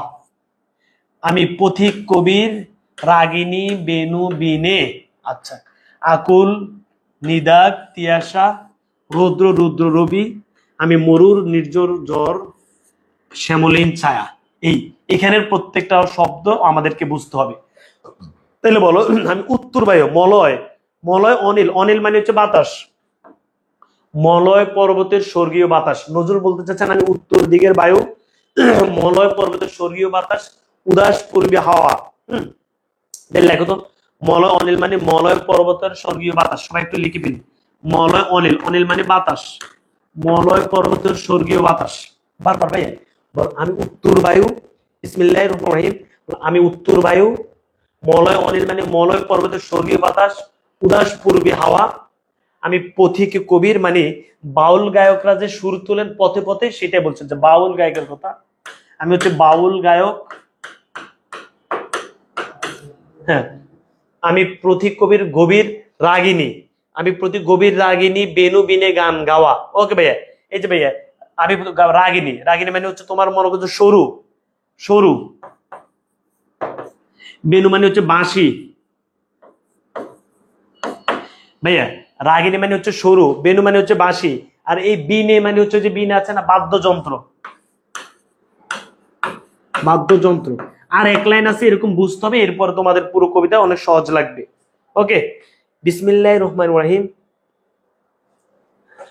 যাক আলহামদুলিল্লাহ যে তোমরা ভালোই বুঝছো। বলো, আমি উত্তর বায়ু মানে উত্তর দিকের বায়ু, মলয় পর্বতের স্বর্গীয় বায়ু, উদাস পূর্বে হাওয়া, একদম। আমি পথিক কবির মানে বাউল গায়কের সরু বেনু, বিনে সরু, বেনু হচ্ছে বাঁশি, বিনে হচ্ছে বাদ্যযন্ত্র, গান গাওয়া। আচ্ছা বেনু, তাহলে ভাইয়া আমি উত্তর বায়ু, মলয় অনিল, মলয় পর্বতের স্বর্গীয় বাতাস, পূর্বী হাওয়া মানে পূর্বের বাতাস। বলো, আমি উত্তর বায়ু, মলয় অনিল, মলয় পর্বতের স্বর্গীয় বাতাস এবং পূর্ব দিকের বাতাস, পূর্বী হাওয়া, পূর্ব দিকের বাতাস, পূর্বী হাওয়া, পূর্ব দিকের বাতাস। ওকে ভাইয়া। আমি পথিক মানে বাউলের সরুর মানে বাঁশির যে সরু, সরুর বাদ্যযন্ত্রের যে গান, আমি হচ্ছে সেটি। ওকে, এটা লেখো। বলো, আমি পথিক কবির, পথিক মানে পথিক কবি মানে পথের মধ্যে যে কবি বা যে বাউল গায়ক আছে, তাদের গভীর সরু বা সুরে, সরু অথবা সুরে, গভীর সুরে বাঁশি ও সেতারে গান গাওয়া। ওকে ভাইয়া, বিসমিল্লাহির রহমানির রহিম। আবার বলছি, আমি বাউল গায়কের গভীর সুরে বাঁশির যে বাদ্যযন্ত্র বা সেতারে, বাঁশিতে এবং সেতারে গান গাওয়া। আরো একবার, আমি বাউল গায়কের গভীর সুরের, বাউল গায়ক যে গভীর সুরে গান গায়, গভীর সুরে কোথায় গান গায়? বাঁশিতে গান গায় এবং বাদ্যযন্ত্রে গান গায়, আমি হচ্ছে সেটি। এবার বুঝছি, আমি আমি বাউল গায়কের গভীর সুরে সে গান গাইছে বেনুতে এবং বিনে, বাঁশিতে এবং বাদ্যযন্ত্রে। আমি আকুল নিদাগ পিয়াসা, গ্রীষ্মের তৃষ্ণা, এই নিদাগ মানে গ্রীষ্ম। তাহলে ভাই আমি উত্তর বায়ু, মলয় পূর্বের বাতাস, আমি বাউল গায়কের গভীর সুরের গান গাওয়া, সে গান গেয়েছে বাঁশিতে এবং বাদ্যযন্ত্রে, বাদ্যযন্ত্র হচ্ছে সেতার। আমি আকুল, আকুল নিদাগ পিয়াসা, এই নিদাগ গ্রীষ্মের তৃষ্ণা। সবাই লিখো, নিদাগ মানে গ্রীষ্ম, আমি হচ্ছে গ্রীষ্মের তৃষ্ণা, নিদাগ তৃষা গ্রীষ্মের তৃষ্ণা। আমি নিদাগ তৃষা গ্রীষ্মের তৃষ্ণা। আচ্ছা, আমি রৌদ্র, রুদ্র, প্রখর, প্রখর, রুদ্র মানে হচ্ছে প্রখর, আমি প্রখর রোদ, আমি প্রখর রোদ। তাহলে নজরুল বলতে চাচ্ছেন আমি হচ্ছে গ্রীষ্মের তৃষ্ণা। হ্যাঁ, বিদ্রোহী কবিতা 100% আসবে। আমি নিদাগ তিয়াসা, আমি নিদাগ তিয়াসা, আমি হচ্ছে গ্রীষ্মের তৃষ্ণা, আমি হচ্ছে গ্রীষ্মের তৃষ্ণা, আমি রৌদ্র রুদ্র রবি, আমি প্রখর রোদ, আমি মরুর বুকের জন্না, মরুভূমির জন্না, মরুভূমিতে জন্না আসলে কি শান্তি না, আমি সেটি। আমি শ্যামলীন ছায়া মানে আমি সবুজের ছায়া। ধরে নাও তোমার কাছে অনেক বেশি রোদ লাগছে, হঠাৎ করে তুমি গাছের ছায়া নিয়ে গিয়ে গাছের ছায়ার নিচে গিয়েছো, কেমন লাগছে? তাহলে বলো, আমি হচ্ছে সবুজের ছায়া। শ্যামলীন, শ্যামলীন আমরা গতকালকে পড়ছি, ঘন নীল, সবুজের ছায়া। ওকে, আমি উত্তর বায়ু, মলয় অনিল, উদাস পরিবে হাওয়া, আমি পথিক কবির গভীর রাগিনী, বেনু বিনে গান গাওয়া। মানে বাউল গায়ক কি করেন? বাউল গায়ক হচ্ছে ভাইয়া বেনু দিয়ে এবং বিনি দিয়ে, বাঁশি দিয়ে এবং সেতার বাদ্যযন্ত্র দিয়ে গান গায়। আমি হচ্ছে গ্রীষ্মের তৃষ্ণা, আমি হচ্ছে প্রখর রোদ, আমি হচ্ছে মরুর বুকের ঝর্ণা, আমি হচ্ছে সবুজের ছায়া। বুঝছি? ওকে, আমি অর্পিয়াসের বাঁশরি মহাসিন্ধু উত্তোলা করি। আমি বলছি বেশি ব্যাখ্যা বললে তো অনেক সময় চলে যাবে। এই যে অর্পিয়াস হচ্ছে গ্রিক গ্রিক গ্রিক গ্রিকদের গানের দেবতা, বুঝছো? গ্রিক পুরাণের গান অ্যাপোলো ও মিউজ ক্যালোপির পুত্র। এই যে ভাইয়া তুমি জাস্ট এটি মনে রাখো যে একজন গ্রিক গায়ক শেষ। যদি সহজে বুঝে নিতে পারো যে অর্পিয়াসকে, অর্পিয়াস হচ্ছে একজন গ্রিক গায়ক। ব্যাখ্যা যদি বুঝে নিতে চাও যে গ্রিক পুরাণের গানের দেবতা অ্যাপোলো এবং মিউজ ক্যালোপির পুত্র হচ্ছেন অর্পিয়াস। বুঝছো? তাহলে প্রথম কথা হচ্ছে সহজ ভাষায় যদি বুঝো, অর্পিয়াস হচ্ছে গ্রিক গায়ক। অর্পিয়াস গ্রিক গায়ক, আমার সাথে বলো অর্পিয়াস গ্রিক গায়ক। যদি আরো ব্যাখ্যা বুঝো তাহলে সেটি হচ্ছে যে গ্রিক পুরাণের গানের দেবতা অ্যাপোলো এবং মিউজ ক্যালোপি। বলো অ্যাপোলো মিউজ ক্যালোপি, এই দুইজনের পুত্র হচ্ছে অর্পিয়াস। বুঝছো? যে গান দিয়ে মানে একদম প্রাণ সৃষ্টি করতে পারতো। হ্যাঁ, মহাসিন্ধু উতলা করতে পারে, আবার মহাসিন্ধুকে ঘুমাই দিতে পারে, মানে বাঁশির সুরে সব উতাল পাতাল করে দিতে পারে, আবার সব নিস্তব্ধ করে দিতে পারে। গুম চুমু দিয়ে করিব নিখিল বিশ্ব নির্জুম, নিখিল মানে সমগ্র বিশ্বকে নিস্তব্ধ করে দিব। মম বাঁশরে তানে পাশরি, পাশরি মানে ভুলে যাওয়া, তানে মানে সুরে, বাঁশির সুরে ভুলে যাওয়া, তানে মানে সুরে, পাশরি মানে ভুলে যাওয়া।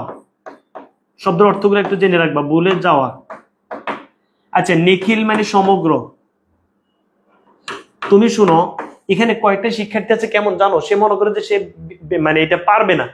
তুমি শুধু বিষয়টা বুঝো যে কি অর্থগুলো বুঝো, তারপর এমনি নিজের মতো করে বানাই লিখতে পারবা, কোনো টেনশন হবে না। যে নজরুল দাদা নিজেকে এই সকল কিছুর সাথে তুলনা করছেন, অর্পিয়াসের সাথে তুলনা করছেন, যে মানে হঠাৎ করে বাঁশির সুরে সব উতলা করে দিতে পারে, আবার সবকে ঠান্ডা করে দিতে পারে। তাহলে আমি হচ্ছে সমগ্র নিঃস্বকে নির্জুম নিস্তব্ধ করে দিতে পারি। মম মানে আমার বাঁশির সুরে সব ভুলে যায়। ওকে, তানে মানে সুরে, তানে মানে সুরে, পাশের মানে ভুলে যাওয়া, তানে মানে সুরে, তানে মানে সুরে, পাশের মানে ভুলে যাওয়া, তানে মানে সুরে, পাশের মানে ভুলে যাওয়া, তানে মানে সুরে, পাশের মানে ভুলে যাওয়া। ওকে, আমি শ্যামের হাতের বাঁশরি, শ্যামের হাতের মানে কৃষ্ণের হাতের বাঁশি, শ্যাম মানে কৃষ্ণ, সবাই লিখে ফেলবে, শ্যাম মানে কৃষ্ণ। তাহলে কি কি পেয়েছো? শিব পেয়েছ, বিষ্ণু পেয়েছ, কৃষ্ণ পেয়েছ। শ্যাম মানে হচ্ছে কৃষ্ণ। বুঝছো? ওই যে শিবের হাতের ডুগডুগি, পিনাক, ত্রিশূল। আবার ভাইয়া এখানে পেয়েছ ওই যে বিষ্ণুর হচ্ছে চক্র, শঙ্খ। আবার ভাইয়া এই যে ভাইয়া শ্যাম মানে হচ্ছে কৃষ্ণের হাতের বাঁশরি মানে বাঁশি। নজরুল বলতে চাচ্ছেন আমি হচ্ছে কৃষ্ণের হাতের বাঁশি। বলো শ্যাম মানে কৃষ্ণ। বলো, তাহলে আমরা শিবকে পেয়েছি, বিষ্ণুকে পেয়েছি, কৃষ্ণকে পেয়েছি। বলো, শ্যাম কৃষ্ণের হাতের বাঁশি। আমি রুশে উঠি যাবে ছুটি মহাকাশ যাবে, রুশি মানে রাগে, আমার রাগে। দেখো ভাইয়া, রুশি মানে হচ্ছে রাগে, রুশি মানে রাগে। বয়ে সপ্ত নরক মানে 7টা যে নরক আছে নিবে যায় কাঁপিয়া, মানে আমার মানে ভয়ে 7 নরক নিবে যায়। আমি বিদ্রোহ বাহী নিখিল অখিল ব্যাপী, মানে এই সবকিছু তোমার লাগবে না। শ্যাম বলো কৃষ্ণের হাতের বাঁশি, আমার রাগে সব ধ্বংস হয়ে যাবে, আমাকে 7 নরক পর্যন্ত ভয় পায়, আমার বিদ্রোহ একদম পুরো বিশ্বব্যাপী, নিখিল অখিল ব্যাপী, নিখিল অখিল মানে বিশ্বজগৎ, নিখিল অখিল ব্যাপী, নিখিল সমগ্র বিশ্বজগৎ, নিখিল অর্থ বলেছি, বলো সমগ্র, অখিল, অখিল, নিখিল অখিল, অখিল মানে হচ্ছে বিশ্বজগৎ, সমগ্র বিশ্বজগৎ ব্যাপী, অখিল মানে বিশ্বজগৎ, সমগ্র বিশ্বজগৎ ব্যাপী। ওকে, আমি এই আর দুইটা ভাইয়া পরশুরাম আর হল, এরপর আর তোমাদের কিছু নাই, শেষ। বিসমিল্লাহির রহমানির রহিম। আমি পরশুরামের কঠোর কুঠার, পরশুরামকে এটা আমরা দেখবো, এবং কুঠার। বলো পরশুরামের যুদ্ধের অস্ত্র ছিল কুঠার, আগে এটা মুখস্থ করো। বলো পরশুরামের যুদ্ধের অস্ত্র ছিল কুঠার। তোমাকে ভাই বিষ্ণু বলেছি না? বলো বিষ্ণুর অস্ত্র ছিল কি? চক্র, শঙ্খ। সবাই বলো শিবের অস্ত্র ছিল কি? পিনাক, ত্রিশূল। বলো শিবের অস্ত্র পিনাক, ত্রিশূল, বিষ্ণুর অস্ত্র চক্র, শঙ্খ, আর শ্যাম হচ্ছে কৃষ্ণ। আর এই যে ভাইয়া পরশুরাম হচ্ছে বিষ্ণুর, বলবে বিষ্ণু বংশের 6ষ্ঠ পুরুষ হচ্ছে পরশুরাম। সে যুদ্ধ করেছেন কুঠার দিয়ে, শেষ। এখন কার সাথে যুদ্ধ করেছেন এগুলো তোমাদের পরীক্ষাতে আসবে না, এই কারণে ভাই আর বলবো না, শেষ মুহূর্তে। বলো বিষ্ণুদের 6ষ্ঠ পুরুষ হচ্ছে পরশুরাম। বলো বিষ্ণুদের 6ষ্ঠ পুরুষকে পরশুরাম। সে কি দিয়ে যুদ্ধ করেছেন? কুঠার দিয়ে যুদ্ধ করেছেন। বিষ্ণুদের বলো বিষ্ণুদের, হ্যাঁ, বিষ্ণুদের ষষ্ঠ পুরুষ, বিষ্ণুর ষষ্ঠ অবতার হচ্ছেন হে, কুঠার ধারণ করেছেন। বুঝাইতে পেরেছি ভাই? বুঝাইতে পেরেছি? বিষ্ণুদের ষষ্ঠ পুরুষ তিনি কাদেরকে শেষ করেছেন? এই যে ভাইয়া, ক্ষত্রিয়দের শেষ করে দিয়েছেন, করে পৃথিবীতে শান্তি এনেছেন। তোমাদের পরীক্ষাতে আসবে তিনি নিক্ষত্রিয়, মানে ক্ষত্রিয়দেরকে একদম নিধন করে দিয়েছেন। ভাইয়া বুঝাইতে পেরেছি? ক্ষত্রিয়দেরকে, এই যে ক্ষত্রিয় যারা আছেন, ক্ষত্রিয়দেরকে শেষ করে দিয়েছেন। ভাই সেটা মুখস্থ করো, বলো। পরশুরাম, পরশুরাম হচ্ছে বিষ্ণুদের ষষ্ঠ পুরুষ, তিনি কুঠার দিয়ে যুদ্ধ করেছেন। বিষ্ণুর অস্ত্র ছিল চক্রশঙ্খ, বিষ্ণুর ষষ্ঠ পুরুষ ছিল পরশুরাম, তার অস্ত্র ছিল কুঠার। তিনি ক্ষত্রিয়দের শেষ করে দিয়েছেন। তোমাদের পরীক্ষাতে আসবে যে বিষ্ণু কাদেরকে শেষ করে দিয়েছেন? ক্ষত্রিয়দেরকে শেষ করে দিয়েছেন। ভাইয়া বলরাম, স্কন্দ মানে হচ্ছে কাঁধে, বলরামের হচ্ছে হল, হল মানে হচ্ছে লাঙ্গল। তাহলে বলো বলরামের, বল ভাই, বলরামের অস্ত্র ছিল কি? সবাই বলতে হবে, বলো। বলরামের অস্ত্র ছিল কি? লাঙ্গল। বলরামকে শ্রীকৃষ্ণের বৈমাত্রীয় ভাই, ধরে না, এত কিছু লাগবে না। বলো বলরাম হচ্ছে শ্রীকৃষ্ণের ভাই, বুঝছো? কৃষ্ণ শেষ, কৃষ্ণের ভাই। এত মানে তুমি সহজ ভাষা আজকে বুঝাইতে হবে। বলো বলরাম হচ্ছে কৃষ্ণের ভাই। এখন বৈমাত্রীয় নাকি এত কিছু, বলো কৃষ্ণের ভাই। হ্যাঁ, তার প্রধান অস্ত্র ছিল লাঙ্গল। সব আমার সাথে বলো, বলরাম হচ্ছে বলরাম হচ্ছে শ্রীকৃষ্ণের ভাই, বলরাম হচ্ছে শ্রীকৃষ্ণের ভাই, বলরাম হচ্ছে মহাসিন্ধু উতলা। একজন প্রশ্ন করছে মহাসিন্ধু উতলা, এটা যেন কোথায় বলেছি? তো সিন্ধু মানে সাগর, বুঝছো? সিন্ধু মানে সাগর, মহাসমুদ্রকে উতলা করে দিতে পারে, ঘুমন্ত করতে পারে। সিন্ধু মানে সাগর। আমি বলরাম তো বললাম কৃষ্ণের ভাই, তার প্রধান অস্ত্র ছিল লাঙ্গল। শেষ, এত কিছু হইলে চলবে। হ্যাঁ, আমি উপাড়ে ফেলিব অধীন বিশ্ব, অবহেলা নব সৃষ্টির মহানন্দে। আমি বিশ্বকে উপরে ফেলিব, মানে নতুন করে সাজানোর জন্য আমি পুরো উপরে ফেলিব। আমি বিদ্রোহী রণক্লান্ত, আমি সেদিন অবশান্ত, যবে উৎপীড়িতের ক্রন্দন লোল, আকাশে বাতাসে ধনিবে না, অত্যাচারের খড়গ কৃপান ভীম রণভূমে রনিবে না। ঠিক আছে, এই যে ভাইয়া এখানে এই কয়েকটা অস্ত্রের কথা বলছেন, তুমি বলো জাস্ট শেষ মুহূর্তে বলো খড়গ কৃপান ভীম রণভূমে রনিবে না। বা আমি তোমাকে ভীম বলেছি, ভীম মানে হচ্ছে ভীষণ। ভীম মানে কি? ভীষণ। ভীম মানে কি? ভীষণ, মনে একটু আগে বলেছি। এরপর কৃপান তলোয়ার, কৃপান হচ্ছে তলোয়ারের মতো তরবারি। খড়গ, খড়গ হচ্ছে ভাইয়া অস্ত্র বিশেষ, বলিদানে ব্যবহৃত হয়। শেষ, বলো এই কৃপান হচ্ছে তরবারির মতো, তরবারির মতো বা তরবারি ধ। আর ভীম মানে হচ্ছে ভয়ানক, ভীষণ। তোমাকে আমি বলছি না ওই যে ভাইয়া পঞ্চপাণ্ডবদের একজন ভীম। আর এই খড়গ, খড়গ হচ্ছে ভাইয়া মনে করো যে অস্ত্র, মানে অস্ত্র, এটা হচ্ছে বলিদানের সময় ব্যবহৃত অস্ত্র। এই তোমাদের পরীক্ষা খড়গ কি? অস্ত্র, বলিদানের সময় ব্যবহৃত হয়। কৃপান কি? তলোয়ারের মতো। ভীম কি? ভয়ানক। শেষ। তাহলে নজরুল কোন দিন শান্ত হবেন বলতো? যেদিন এগুলো আর দেখা যাবে না সেদিন নজরুল ভাই শান্ত হয়ে যাবে। ভাই আল্লাহর রহমতে বুঝাইতে পেরেছি? শেষ। তাইলে ভাই আল্লাহর রহমতে যাক আমরা, আমি সেদিন অবসান, আমি চির বিদ্রোহীর, আমি বিশ্ব চড়াই উঠেছে একা চির উন্নতশীল। প্রিয় শিক্ষার্থী বন্ধুরা, আমি আমার মনে হচ্ছে ভাইয়া বুঝাইতে পেরেছি। আমি তোমাদেরকে একবার আমার মতো করে বলে দিই, তাহলে আমাদের শেষ হয়ে যাবে। ওকে, বিসমিল্লাহ পড়ে আমার সাথে বলো, আমার মাথা উন্নত। আগে আমার এটা কয়েকবার পড়বা। এখন বাজে 12টা, 12টা থেকে একদম 3টা পর্যন্ত শুধু খাওয়ায় নামাজ ছাড়া পড়া থেকে উঠবা না। বলো আমার মাথা উন্নত, উঁচু উচ্চতা থেকে হিমালয় মাথা নিচু করে। দেখো ভাইয়া পুরোটা কবিতাটা কিভাবে সহজ করে দিই। বলো আমার মাথা উন্নত, উঁচু উচ্চতা থেকে হিমালয় মাথা নিচু করে, আমাকে দমন করা যায় না, আমি বিনয়ী নই, আমি হিংস্র নটরাজ, সাইক্লোন ধ্বংস। নটরাজ আমি বলেছি। আমি মহাবয়, অভিশাপ পৃথিবীর জন্য, পৃথিবীর প্রথম রাজা। আমি অবাধ্য, ব্যঙ্গের চুরমার করে উশৃঙ্খল, অনিম পা দিয়ে মাই মানে লাফতি মারি। আমি আইন মানি না, বরণক বরণ। আমি বিম টর্পেডো মাইন, বিম টর্পেডো, এখানে ওই শব্দগুলো আমি পেজ বেছে লিখে পড়াই। বিম টর্পেডো মাইন। আমি জটাধারী শিবের মতো, এলোমেলো চুলের মতো। বৈশাখীর জ্বর বুঝছো, অকালে বৈশাখীর জ্বর আর কি। বিশ্বমাতার ঔরজাত বিদ্রোহী সন্তান, সুত মানে পুত্র, কবিতার মধ্যে ছিল। আমি সৃষ্টি ধ্বংস লোকালয় শ্মশান, সৃষ্টি করে ধ্বংস লোকালয়। শ্মশান কেন বলছে? মানে আমি অনেক মানুষের জড় করতে পারি, আবার মানে লাশের মিছিল করতে পারি। আমি রাত শেষ করা সূর্যের মতো, নিশান অবসান। ইন্দ্রাণী ছিল জয়ন্তের মতো, যে কি করেছে রাবণের সময় বিক্রমের সাথে, তার হাতে ছিল চাঁদ, কপালে ছিল সূর্য। আমি প্রেমের বাঁশিও বাজাইতে পারি, যুদ্ধের বাঁশিও বাজাইতে পারি। আমি বেদুইন চেঙ্গিস, বেদুইন হচ্ছে আরবীয় যাযাবর, চেঙ্গিস হচ্ছে মঙ্গোলীয় যোদ্ধা। আমি বজ্রের মতো, শিবের যুদ্ধের বাঁশি। ইস্তাবিলের শব্দ ধ্বনি, শিবের যুদ্ধের বাঁশির আওয়াজ মনে হচ্ছে ওমকার। তোমাদের পরীক্ষাতে আসবে যে শিবের যুদ্ধের বাঁশি কেমন, ওকার। ইসরাফিলের শব্দধ্বনি। ওকে, এরপরে ধরো আলহামদুলিল্লাহ, আলহামদুলিল্লাহ, ইজিলি আল্লাহ তৌফিক দিয়েছে। বিদ্রোহী পড়তে হবে, বিদ্রোহী কোনোভাবে বাদ দেওয়া যাবে না। আমি শিবের হাতের ডুগডুগি, ভাইয়া শিবের অস্ত্র, বিষ্ণুর অস্ত্র, কৃষ্ণের অস্ত্র সব বলেছি কিন্তু। বলো, শিবের হাতের ডুগডুগি, শিবের অস্ত্র পিনাক, ত্রিশূল। এই পিনাকটা হচ্ছে শিবের পৌরাণিক অস্ত্র, ত্রিশূল তো হচ্ছে 3টা বর্ষাযুক্ত অস্ত্র। আমি মৃত্যুদণ্ড দিই, যে ভাইয়া ধর্মরাজের দণ্ড, মানে ন্যায় এবং হিন্দু বিচার। আমি বিষ্ণুদেবের অস্ত্র চক্র শঙ্খ, বিষ্ণের পূজার বাজনা। আমি রাগ হইলে অভিশাপ দিই, মনে আছে ওই যে খেপা দুর্বাসা, ক্ষত্রিয় থেকে ব্রাহ্মণ হই। আমার মন উদাসীন, মন উতলা, বিধবার কান্নার শ্বাস বুঝি, আমি হতাশ। এইটার মতো সহজ, এটা কোনো কঠিন কবিতা হইলো, জাস্ট অর্থগুলো পাইলে। গৃহরা প্রতীকের ব্যথা বুঝি, অপমানিত ব্যক্তির বেদনা বুঝি। আমি উত্তর দিকের বায়ু, মানে উত্তর বায়ু, মানে উত্তর একটা মজার বায়ু, মলয় পর্বতের সঙ্গী বায়ু, উদাস পূর্বের হাওয়া। আমি বাউল গায়ক, যে বেনু বিনে মানে বিনা দিয়ে এবং সেতার বাদ্যযন্ত্র দিয়ে গান গায় পথে পথে। আমি গ্রীষ্মের তৃষ্ণা, প্রখর রোদ, মরুর বুকের ঝর্ণা, সবুজের ছায়া। আমি গ্রিক দেবতার বাঁশির সুর, অর্পিয়াস, অর্পিয়াস বলছি না, অ্যাপোলো এবং মিউজ ক্যালোপির পুত্র, যার বাঁশির সুরে মানে ঘুমন্ত সমুদ্র একদম উতাল হয়ে যাবে, আবার উতাল সমুদ্রকে ঘুমন্ত করে দিবে।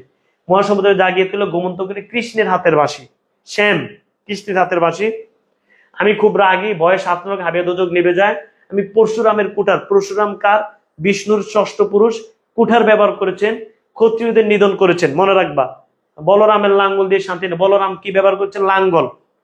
কৃষ্ণের বৈমাত্রীয় ভাই বলরাম, অত্যাচারীর বয়ান করুক কৃপান যেদিন ব্যবহৃত হবে না, আমি সেদিন হবে শান্ত। শেষ। বলো প্রিয় শিক্ষার্থী বন্ধুরা, বিকাল 3টায় লাল সালু, 3টায় লাল সালু গালিব মাহমুদ পেজে। এখন তোমরা পেজটি লাইক এবং ফলো দিয়ে রাখো এবং বন্ধু বান্ধবদের জানাই দাও গালিব মাহমুদ। ওকে, 10 জন বন্ধু বান্ধবীকে ইনভাইট করে দিবে প্রত্যেকেই। মোটা বরাবর আমি 2 ঘন্টায় শেষ করে দিয়েছি। 2 ঘন্টা না, 1.5 ঘন্টা, 1 ঘন্টা 30 মিনিট। আর সন্ধ্যা 7টা 10 মিনিট হবে অপরিচিতা মাসি পিসি বিলাসী। ভাইয়া আল্লাহর রহমতে বুঝছি, ভাই আল্লাহর রহমতে বুঝছি, ভাই আল্লাহর রহমতে বুঝছো? বলো মন থেকে ভাইয়া, আমরা কি মোটামুটি বুঝছি না? কঠিন কঠিন 2টা কবিতা সহজ করে দিয়েছি।